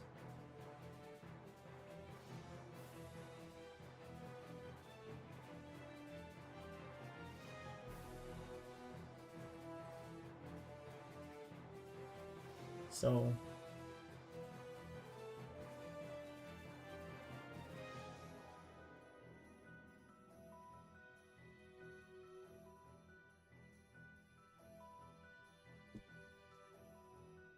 And then we'll do a highlight here that is right.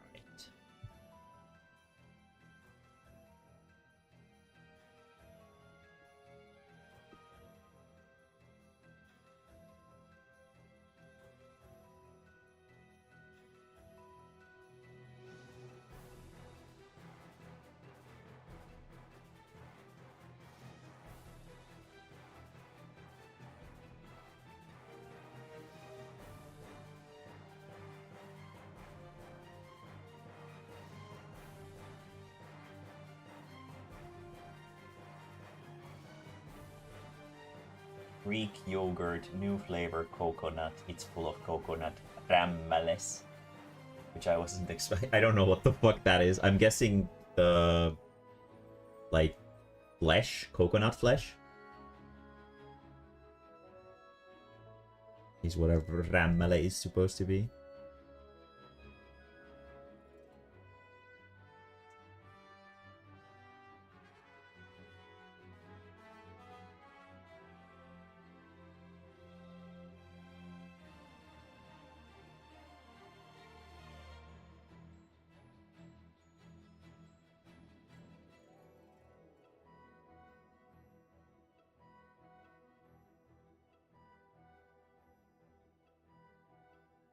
Okay.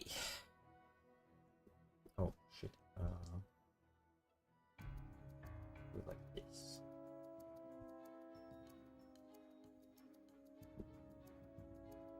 Okay, and then let's actually do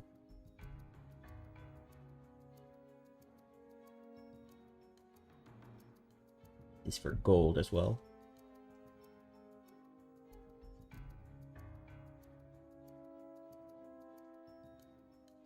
There's more depth to it.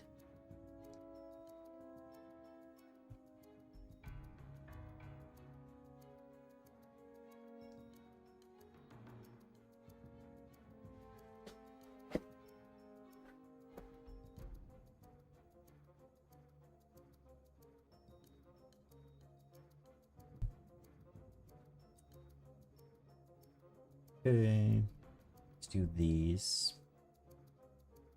Take this, add like a highlight like that.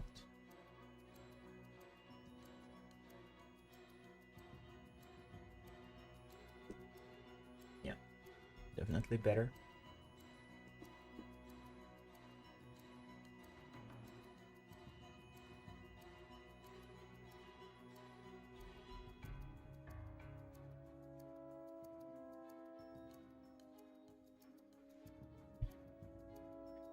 Okay.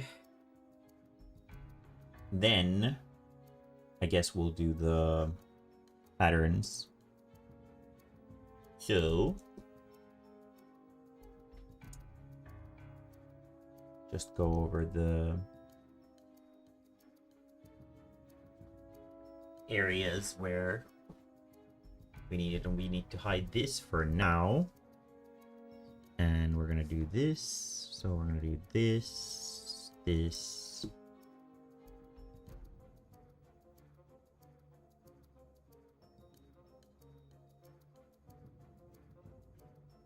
Okay, that's gonna cover those and those. Let's see.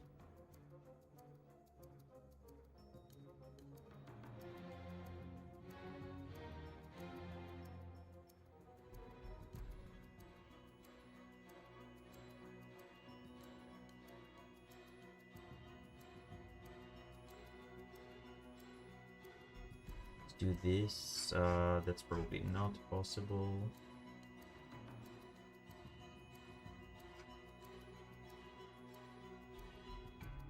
It's fine.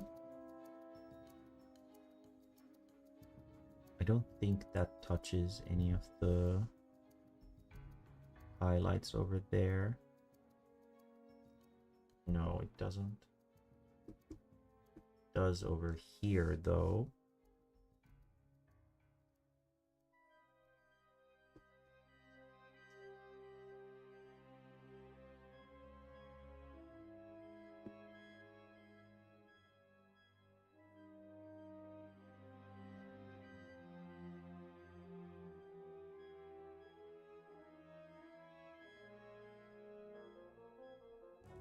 should do like a little highlight into the embroidery to make it look like it's more outward protruding once I'm good with the other deeds.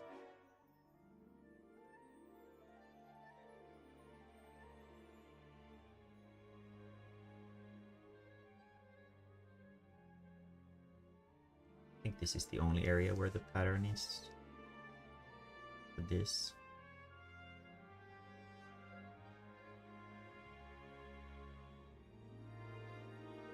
Actually, let's do it manually.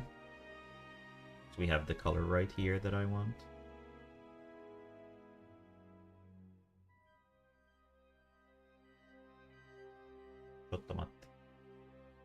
No, we're only supposed to touch this.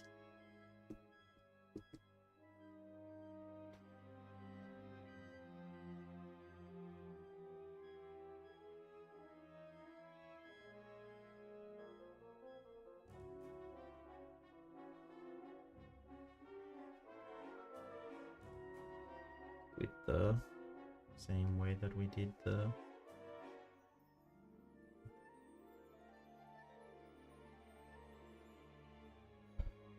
so this no this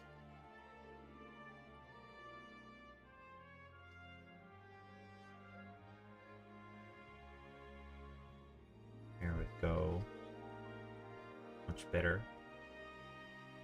Then do this. Then take this, color it like so.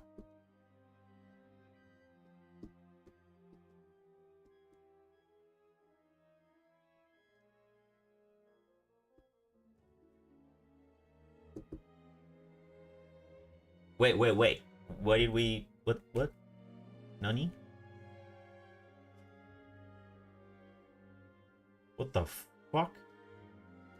I guess I just cropped like the whole fucking image. I guess, yeah, I must have clicked crop here. Fucking hell.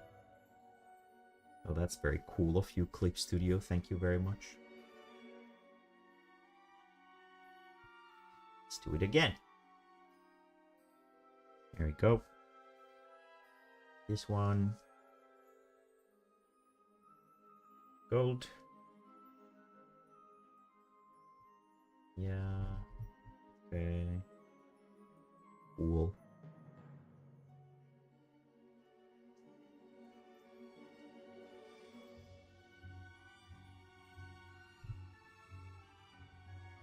Okay.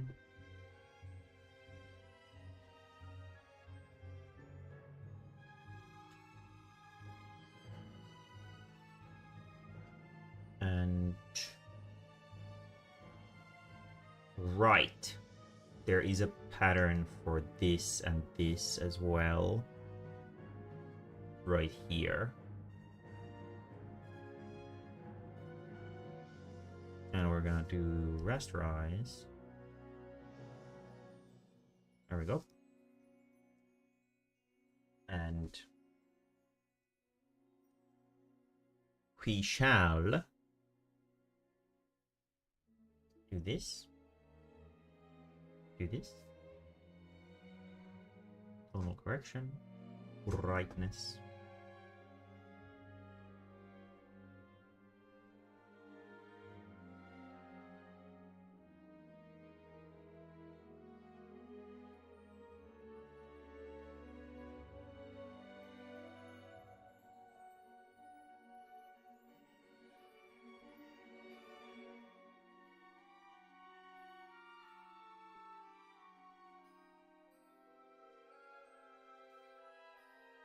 And is there any highlight stuff over here? No, there isn't. So it's just like this. And then we do like a... maybe not.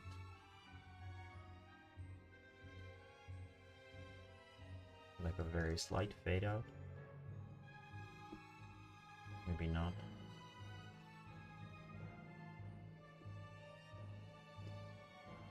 La, la, la.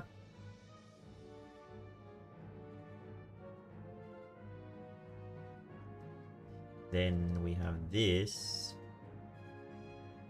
which we're gonna need a bigger thing for, and manually choose this one for sure. Be a little bit more blue. A blue.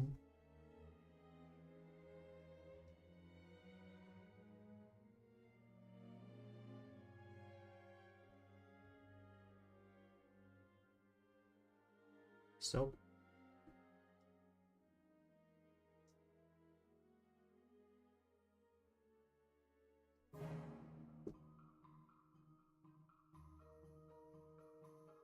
just in case.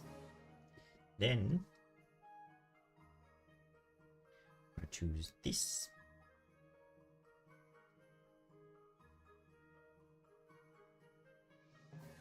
Right, no, not like that. Like this. And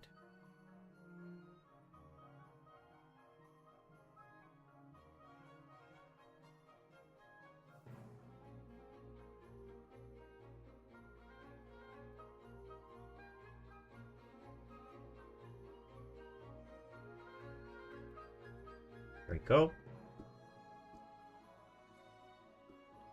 Then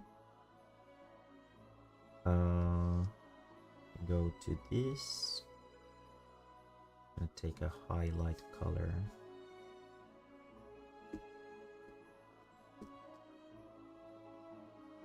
And let's see if I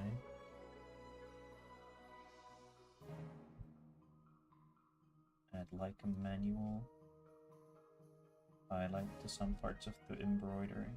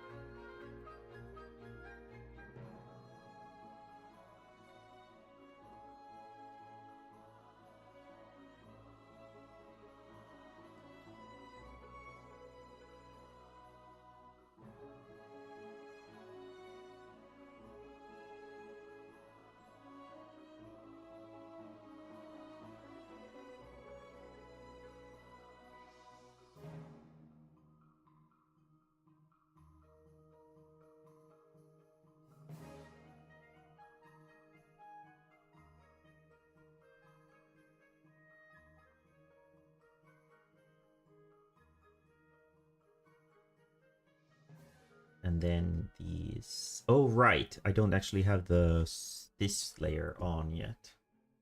There we go.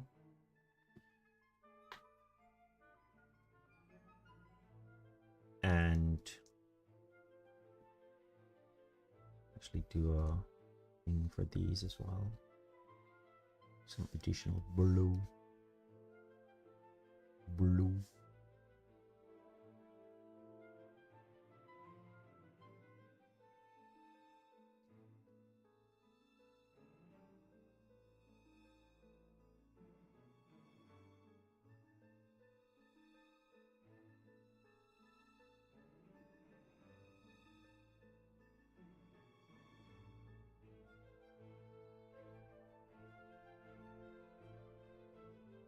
I don't want to highlight a highlight over here.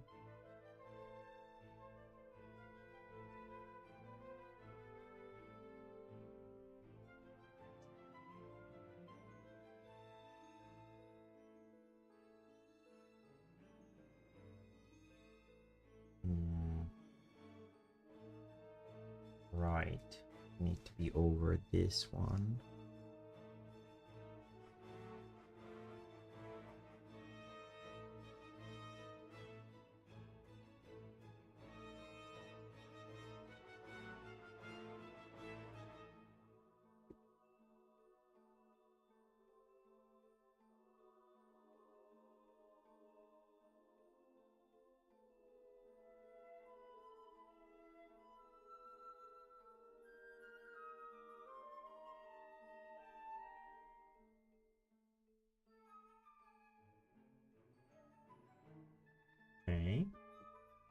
Then and do her face. Moo moo.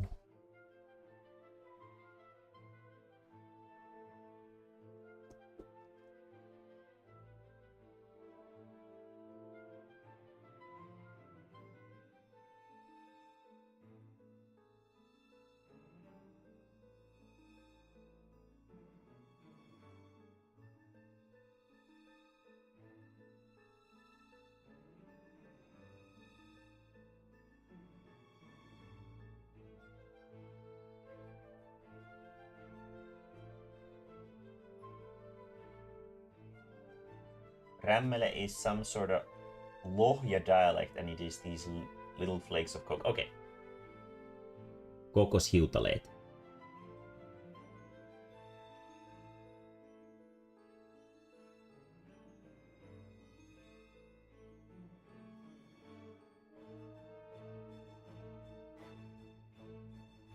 For some reason, I feel like the YouTube comment thing is like a lot more unreliable than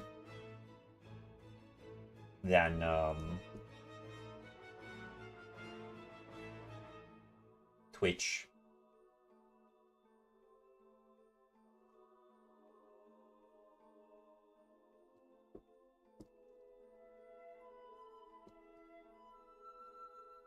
Like Twitch comments always show up no matter what fucking plugin I'm using or whatever, but YouTube is kind of wonky.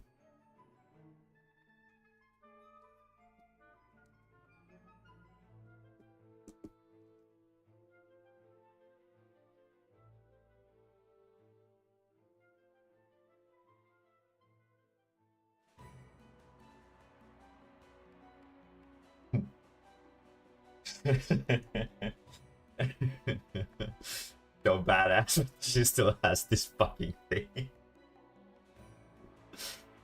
Oh no.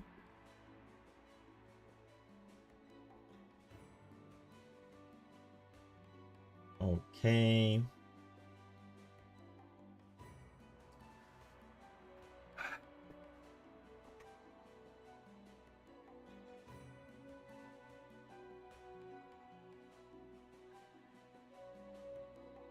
Then let's do some effect stuff.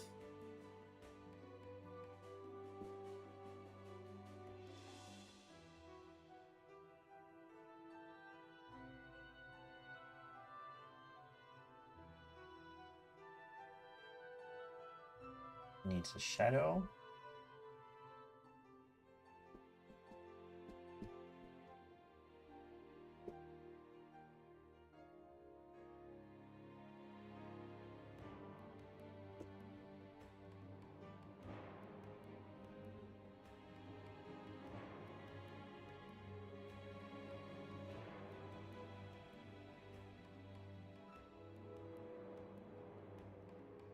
And then we need some kind of cool effects. And for that, we need to remove this.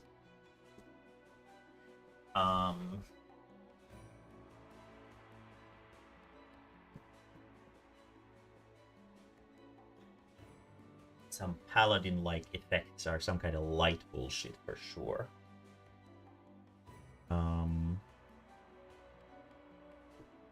But we're first gonna do some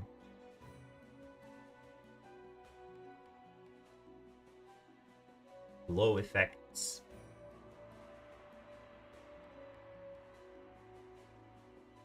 On those.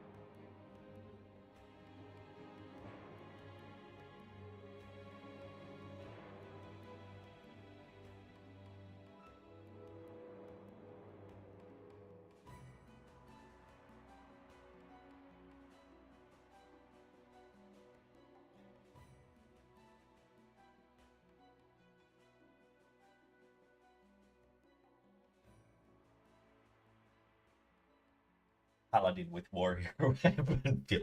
You know, it's more like a D&D paladin, you know? I think paladins in D&D can use axes. Also, she has the shield. So it's okay. The shield is the important part of being a paladin, okay?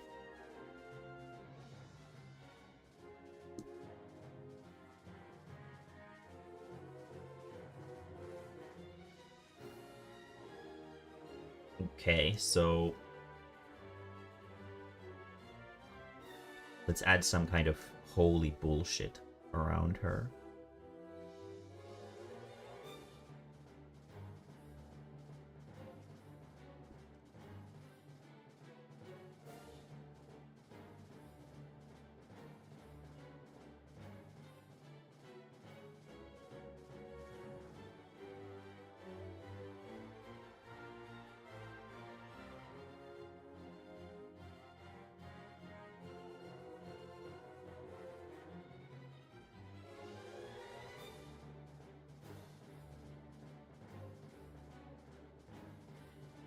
We need to do one like here.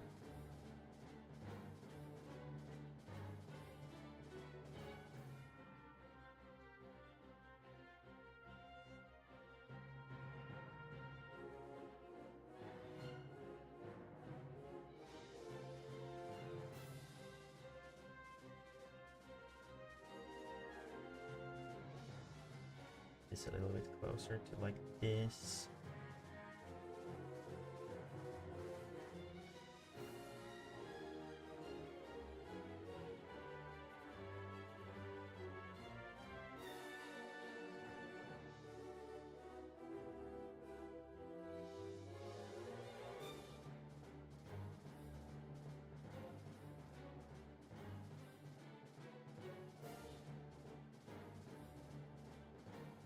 You can train for basically whatever weapon you want. Very few classes have hard weapon restrictions, like druids cannot use metal except for scimitar. Most people just stick with the default options, but Braccio usually means you.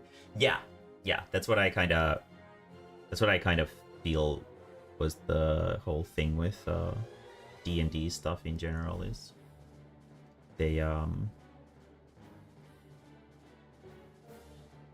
maybe I should do like more like a halo for her.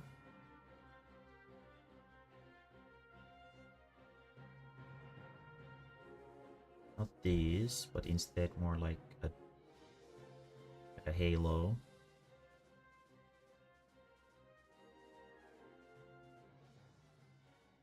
As paladins do that halo shit.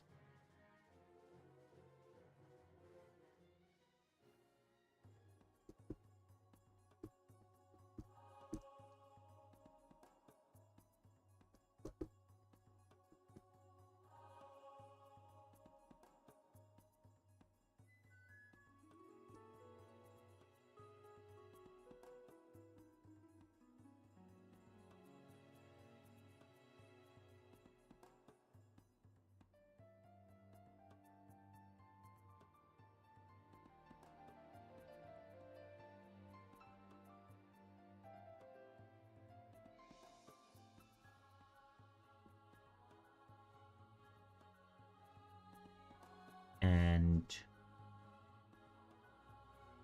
I have these nice halo brushes over here somewhere.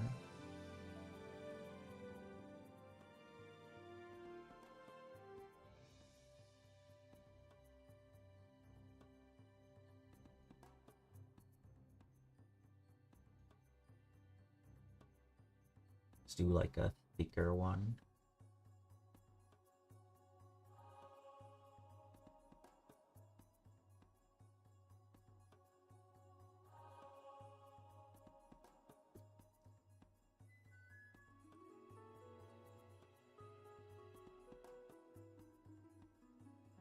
Maybe I should do because I don't think it's exactly even. Let's remove that. Let's remove that. I feel like a halo is probably the way to go, but we want to do like a full circle. be sure that it's a circle. Like that. And then I need to make the canvas a little bit taller because otherwise it doesn't allow me to do the highlight over there. Edit, change canvas size. Plonk. Like so.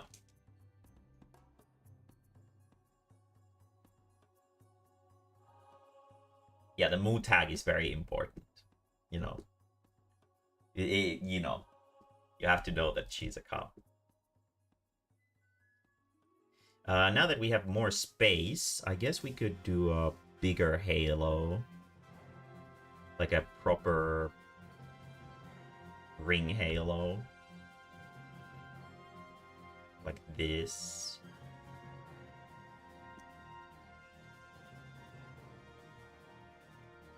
And then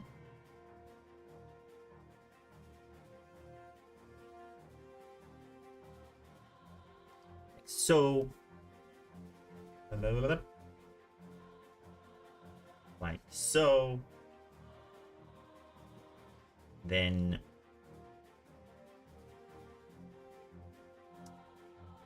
we can go into this.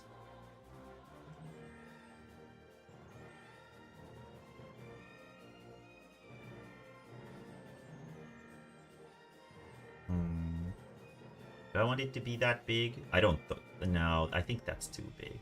Yeah, that's too big. This one's more like it. But I put the fucking thing on the wrong layer. Cool. So, need to go back a few steps.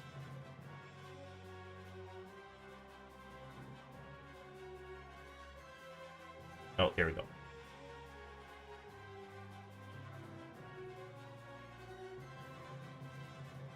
Okay. And glowies are still glowing. Cool. Everything's here. Super Smash Brothers Ultimate. Right, this is where we were previously. We don't need that. We don't need this. We have these. And I actually want a little bit of glow over on this arm as well. These whatchamacallits can glow, because that's pretty neat. Now canvas size, we're gonna pull this up. Ploink. Let's go even like that. Then we're gonna give her the halo, which we're gonna do with this. And a head size, I think, is perfect. So like this. Then I put it on the wrong layer again. Cool. Let's put below. Now I won't put it on the wrong layer. Like so.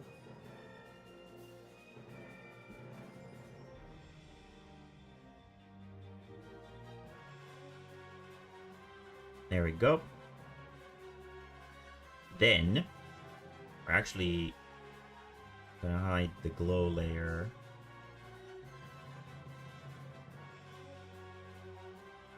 Do this. Invert. Delete all of that. Then we don't actually need to deselect. We're gonna go to glow. And we're gonna glow this shit up. No, now actually, no. Now I need to invert.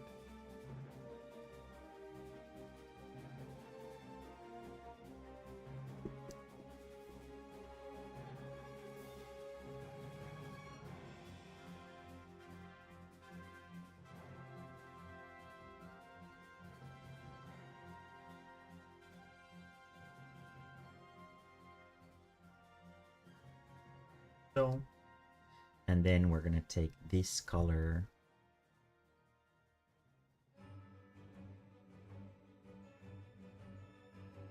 blur it a little bit.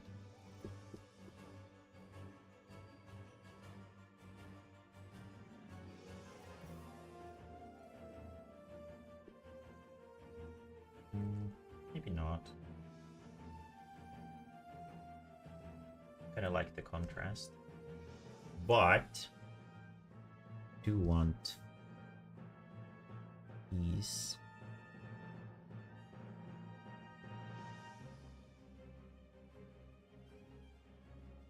glow on their own.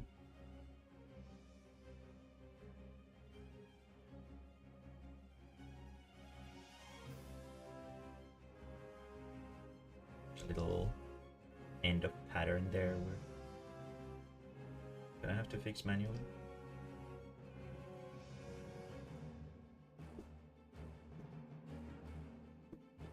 And probably gonna make this less thick. And then we're gonna probably make it a little bit less orange.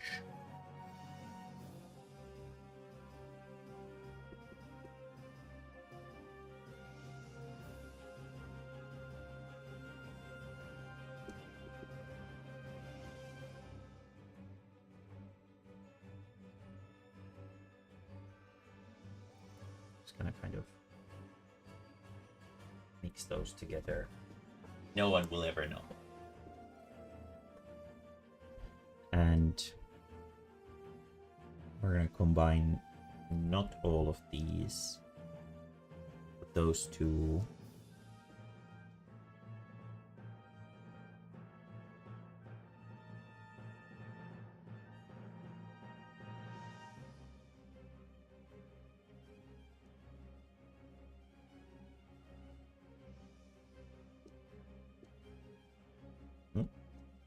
Oh, fuck. Well, when you start fiddling with these very thin particle effects and stuff, the RAM gets overloaded, and then you can't use the touchscreen anymore for some reason, which is a cool little quirk of Clip Studio.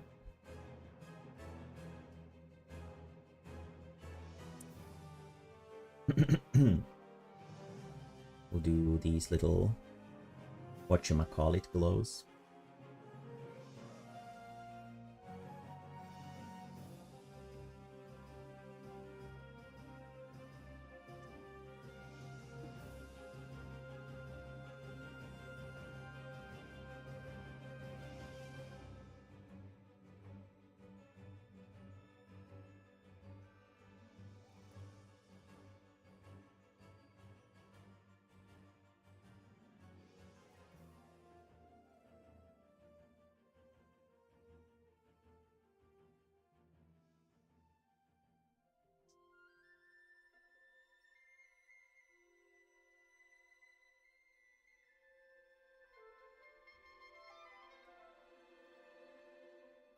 There we go.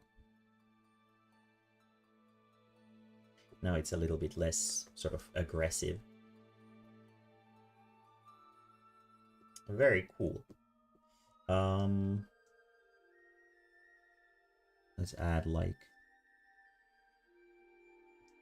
maybe a little bit of this faint divine bullshit particles here and there.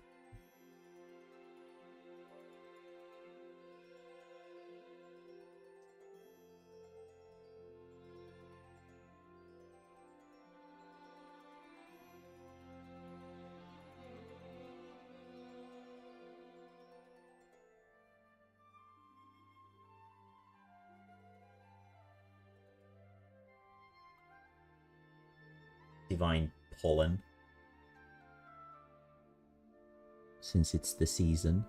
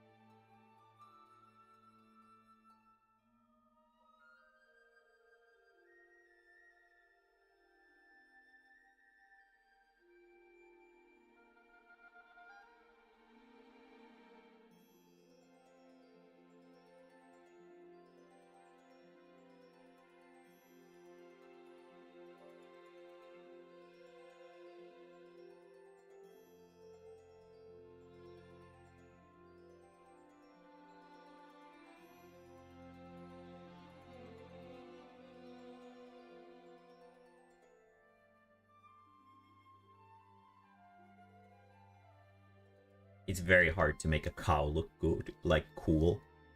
It's been quite a fucking journey.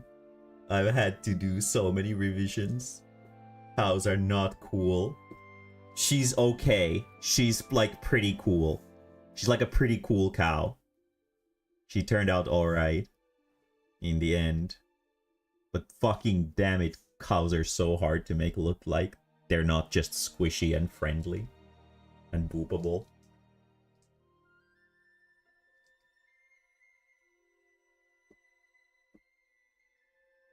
Because they're always like so thick.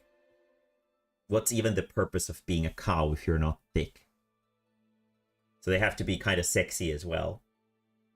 But sometimes sexy and cool don't really walk hand in hand. So it's a little bit... God damn. What a journey it has been. Okay. I think she looks pretty menacing for a cow. Maybe I should add like a little shadow for the axe as well. Shadow is this one. We could actually probably tone it up a little bit. Brightness. Not a furry, but right.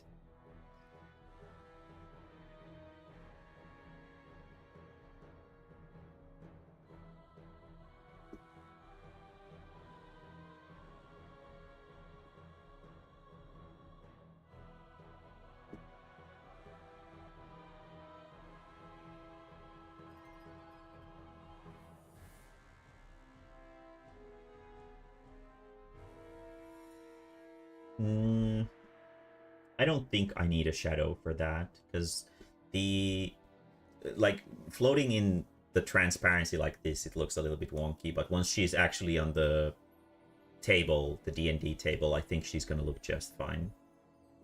So yeah, I think she's fine. I think she's fine.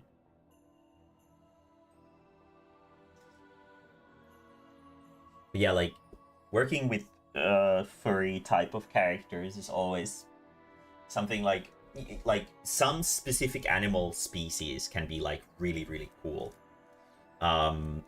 It's like easy to make them look cool as well, but there's also like one of the big issues with furry characters is that there's a lot of like there's a lot of like associations that people create with like furry characters, or not necessarily furry characters, but animals in general. Is that like foxes are cunning and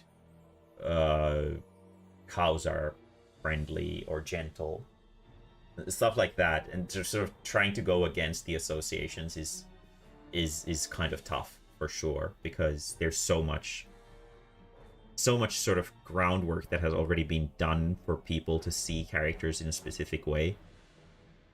But like species like birds and stuff like that are super easy to make look like, it's easy to make them look cool because people already associate stuff like falcons with like cool things, right? But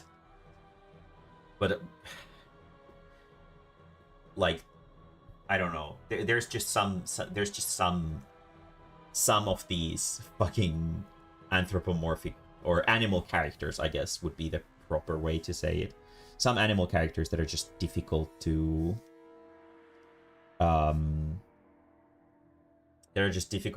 design in a way that isn't super generic, but also isn't like that kind of generic, like usual furry I'm special kind of design where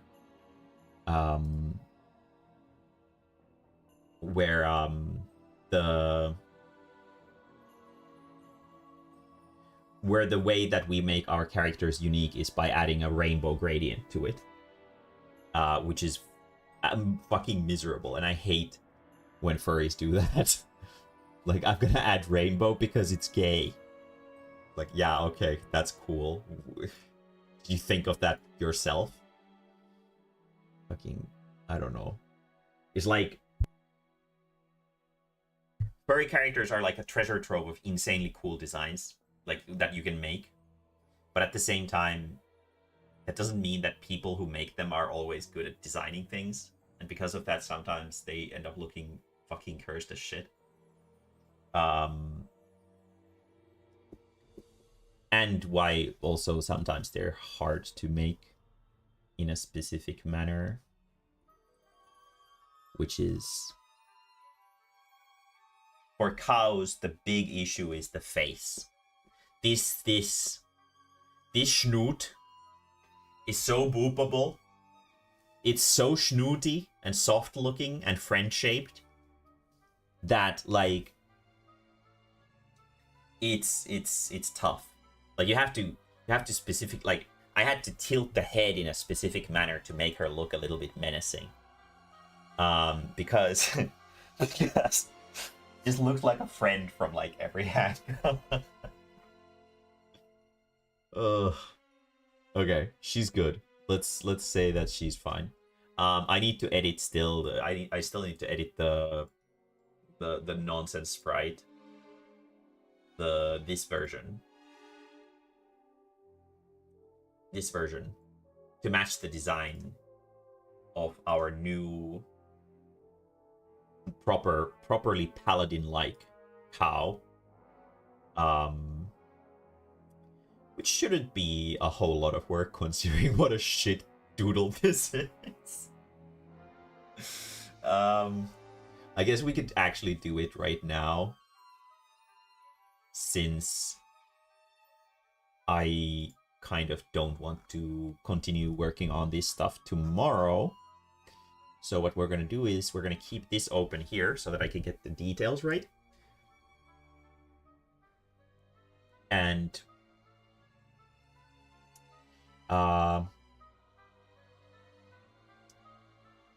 we will just open the file. Oh, fuck.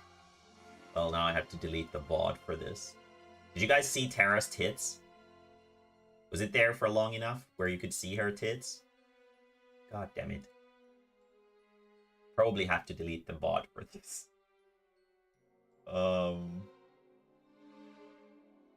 Raise your hand if you saw her tits. YouTube viewers, can you scroll back and try to see if you can pause in a frame where you can see her tits? If you can, then I will delete the VOD. If you can't, then I will not. Little challenge for you guys. There we go. Let's get this in here, since this is already in the correct size. And we're just going to use this as the base. And we're going to redraw it. Let's do a paper layer here, just so that it's a little bit more easy to see what's going on. So, sad cow. This part we can keep the same. No tits appeared. You are safe. Okay, awesome. Fantastic. And I guess we are safe. Yeah, it's the fucking Windows 11. It has the thing where it shows like recently edited pictures, and I made that picture for threesome therapy, and of Terra, made Terra, and that was one of my recently opened images because I literally made it. So it's really small. Yeah, it is very small. It's just a thumbnail, but still. Like that, like this. Okay, cool. Then we horn, and do like this. This part of the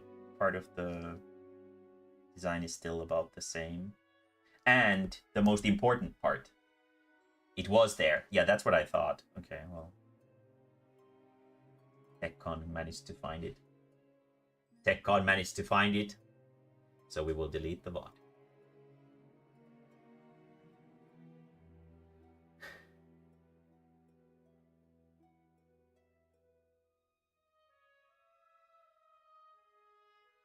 I don't want to risk it.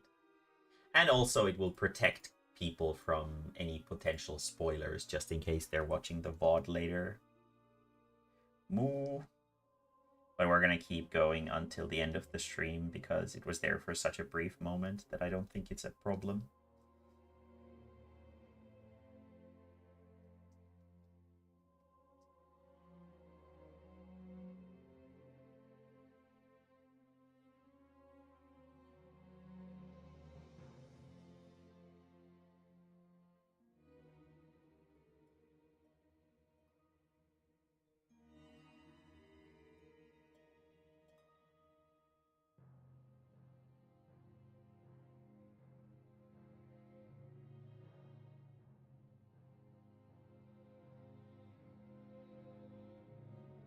I guess I'll just draw this from memory, since these are always kind of just stupid nonsense anyway.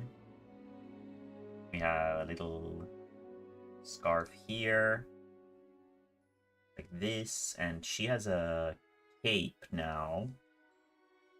And there's like a wrangler here with a bunch of cool diamonds and whatever on it.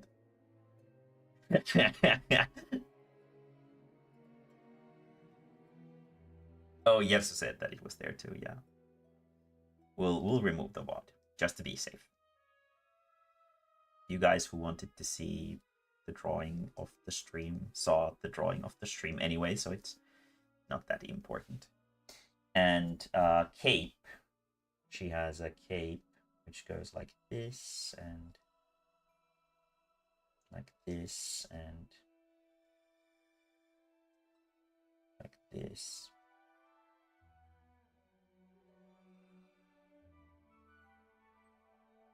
Like now that I'm done making the good looking picture, we can marvel at my incredible art skills when I make this. And then she has this different kind of armor now.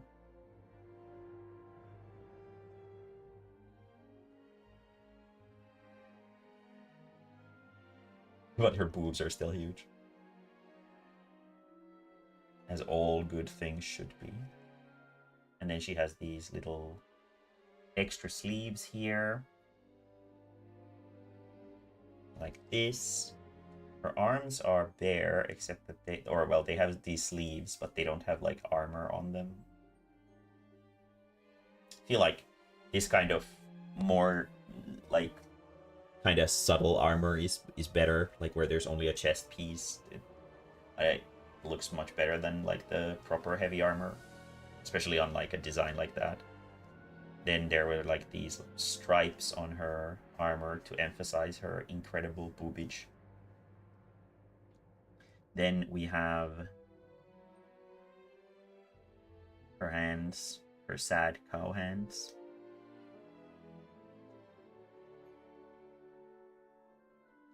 Big butt. And then we have this. There we go.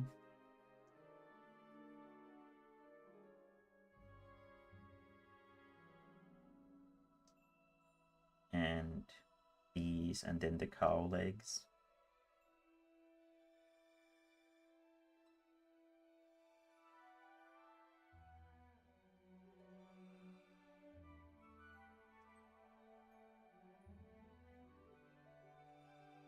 And then her big shield. It's not that big though. And then her cow tail.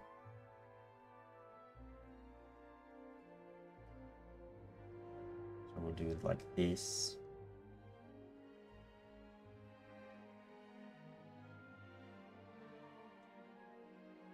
Yeah, right? This is very impressive while I'm doing all this shit. Especially this current thing. And like that. Very cool. And then her axe. Oh yeah, and this hand as well.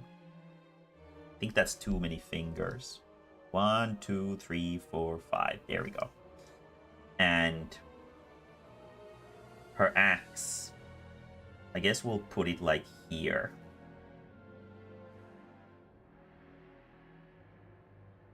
There we go. Very cool. Like so. And it's one of those axes that has like a smaller end on one end and bigger end on the other. It has nice cool patterns on it. I've drawn enough today. I don't have to put a lot of effort into this one, okay?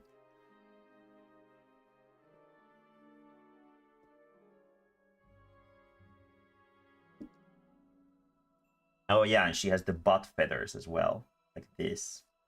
Like this. And like this. And leaves like this. I think that's probably all the most important things. Yeah. It looks so sad. Okay.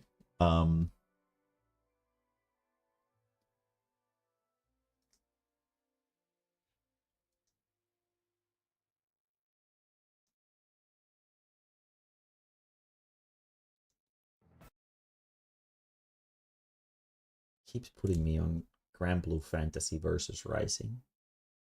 Dark Rapture Arcade.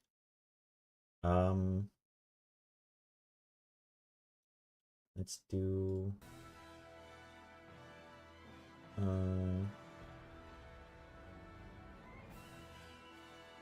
okay, now that we're drawing this shit, we can absolutely listen to this nonsense. You know, still kind of like this one better. I like this one. There's something like sad about this. It's just so sad.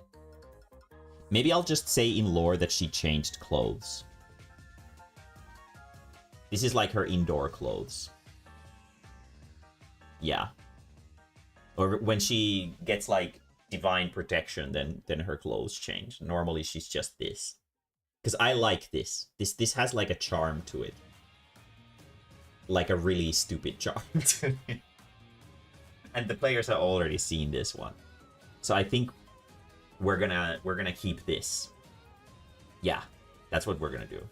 And then this one is the proper boss sprite. Yeah, let's do that. I don't want to draw more today. She locks in when fighting. Exactly. Yeah, that's yeah. Let's say that. Her normal clothes explode and she goes into cool mode that I didn't like. Maybe after at some point, but we'll see. I don't know if you guys will even fucking manage to deal with her tomorrow. Probably not, considering your track record. Very cool. It's midnight, and I think it's about time for me to go do my funny cheat game dailies and then go to bed, because I have a commission that I need to work on tomorrow, and preferably I would like to get as much of it done as possible. I'm not going to be working on my birthday, obviously, but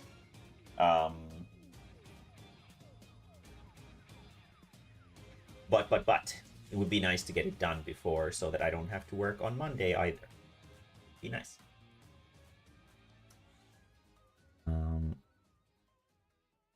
Let's see, this one. This glow has a too distinct shape. There we go. Now it's less distinct. There we go. Thank you, thank you. It's on Sunday, so I'm trying to get work done tomorrow, so that I can chill out on my birthday, have something nice to eat, probably get an upset stomach over it, considering my track record, and yeah. Anyway, hope you guys have a good night of whatever the fuck you may be doing. I will go to... yeah. What? Well, I was first though, so tell your roommate fucking to eat good, get birthed earlier, idiot. Anyway, I'll see you guys again tomorrow. In the name of some tropical abyss, we'll see if we can put our cow paladin to proper use. But for now, I will see you guys again later. Bye. Yes,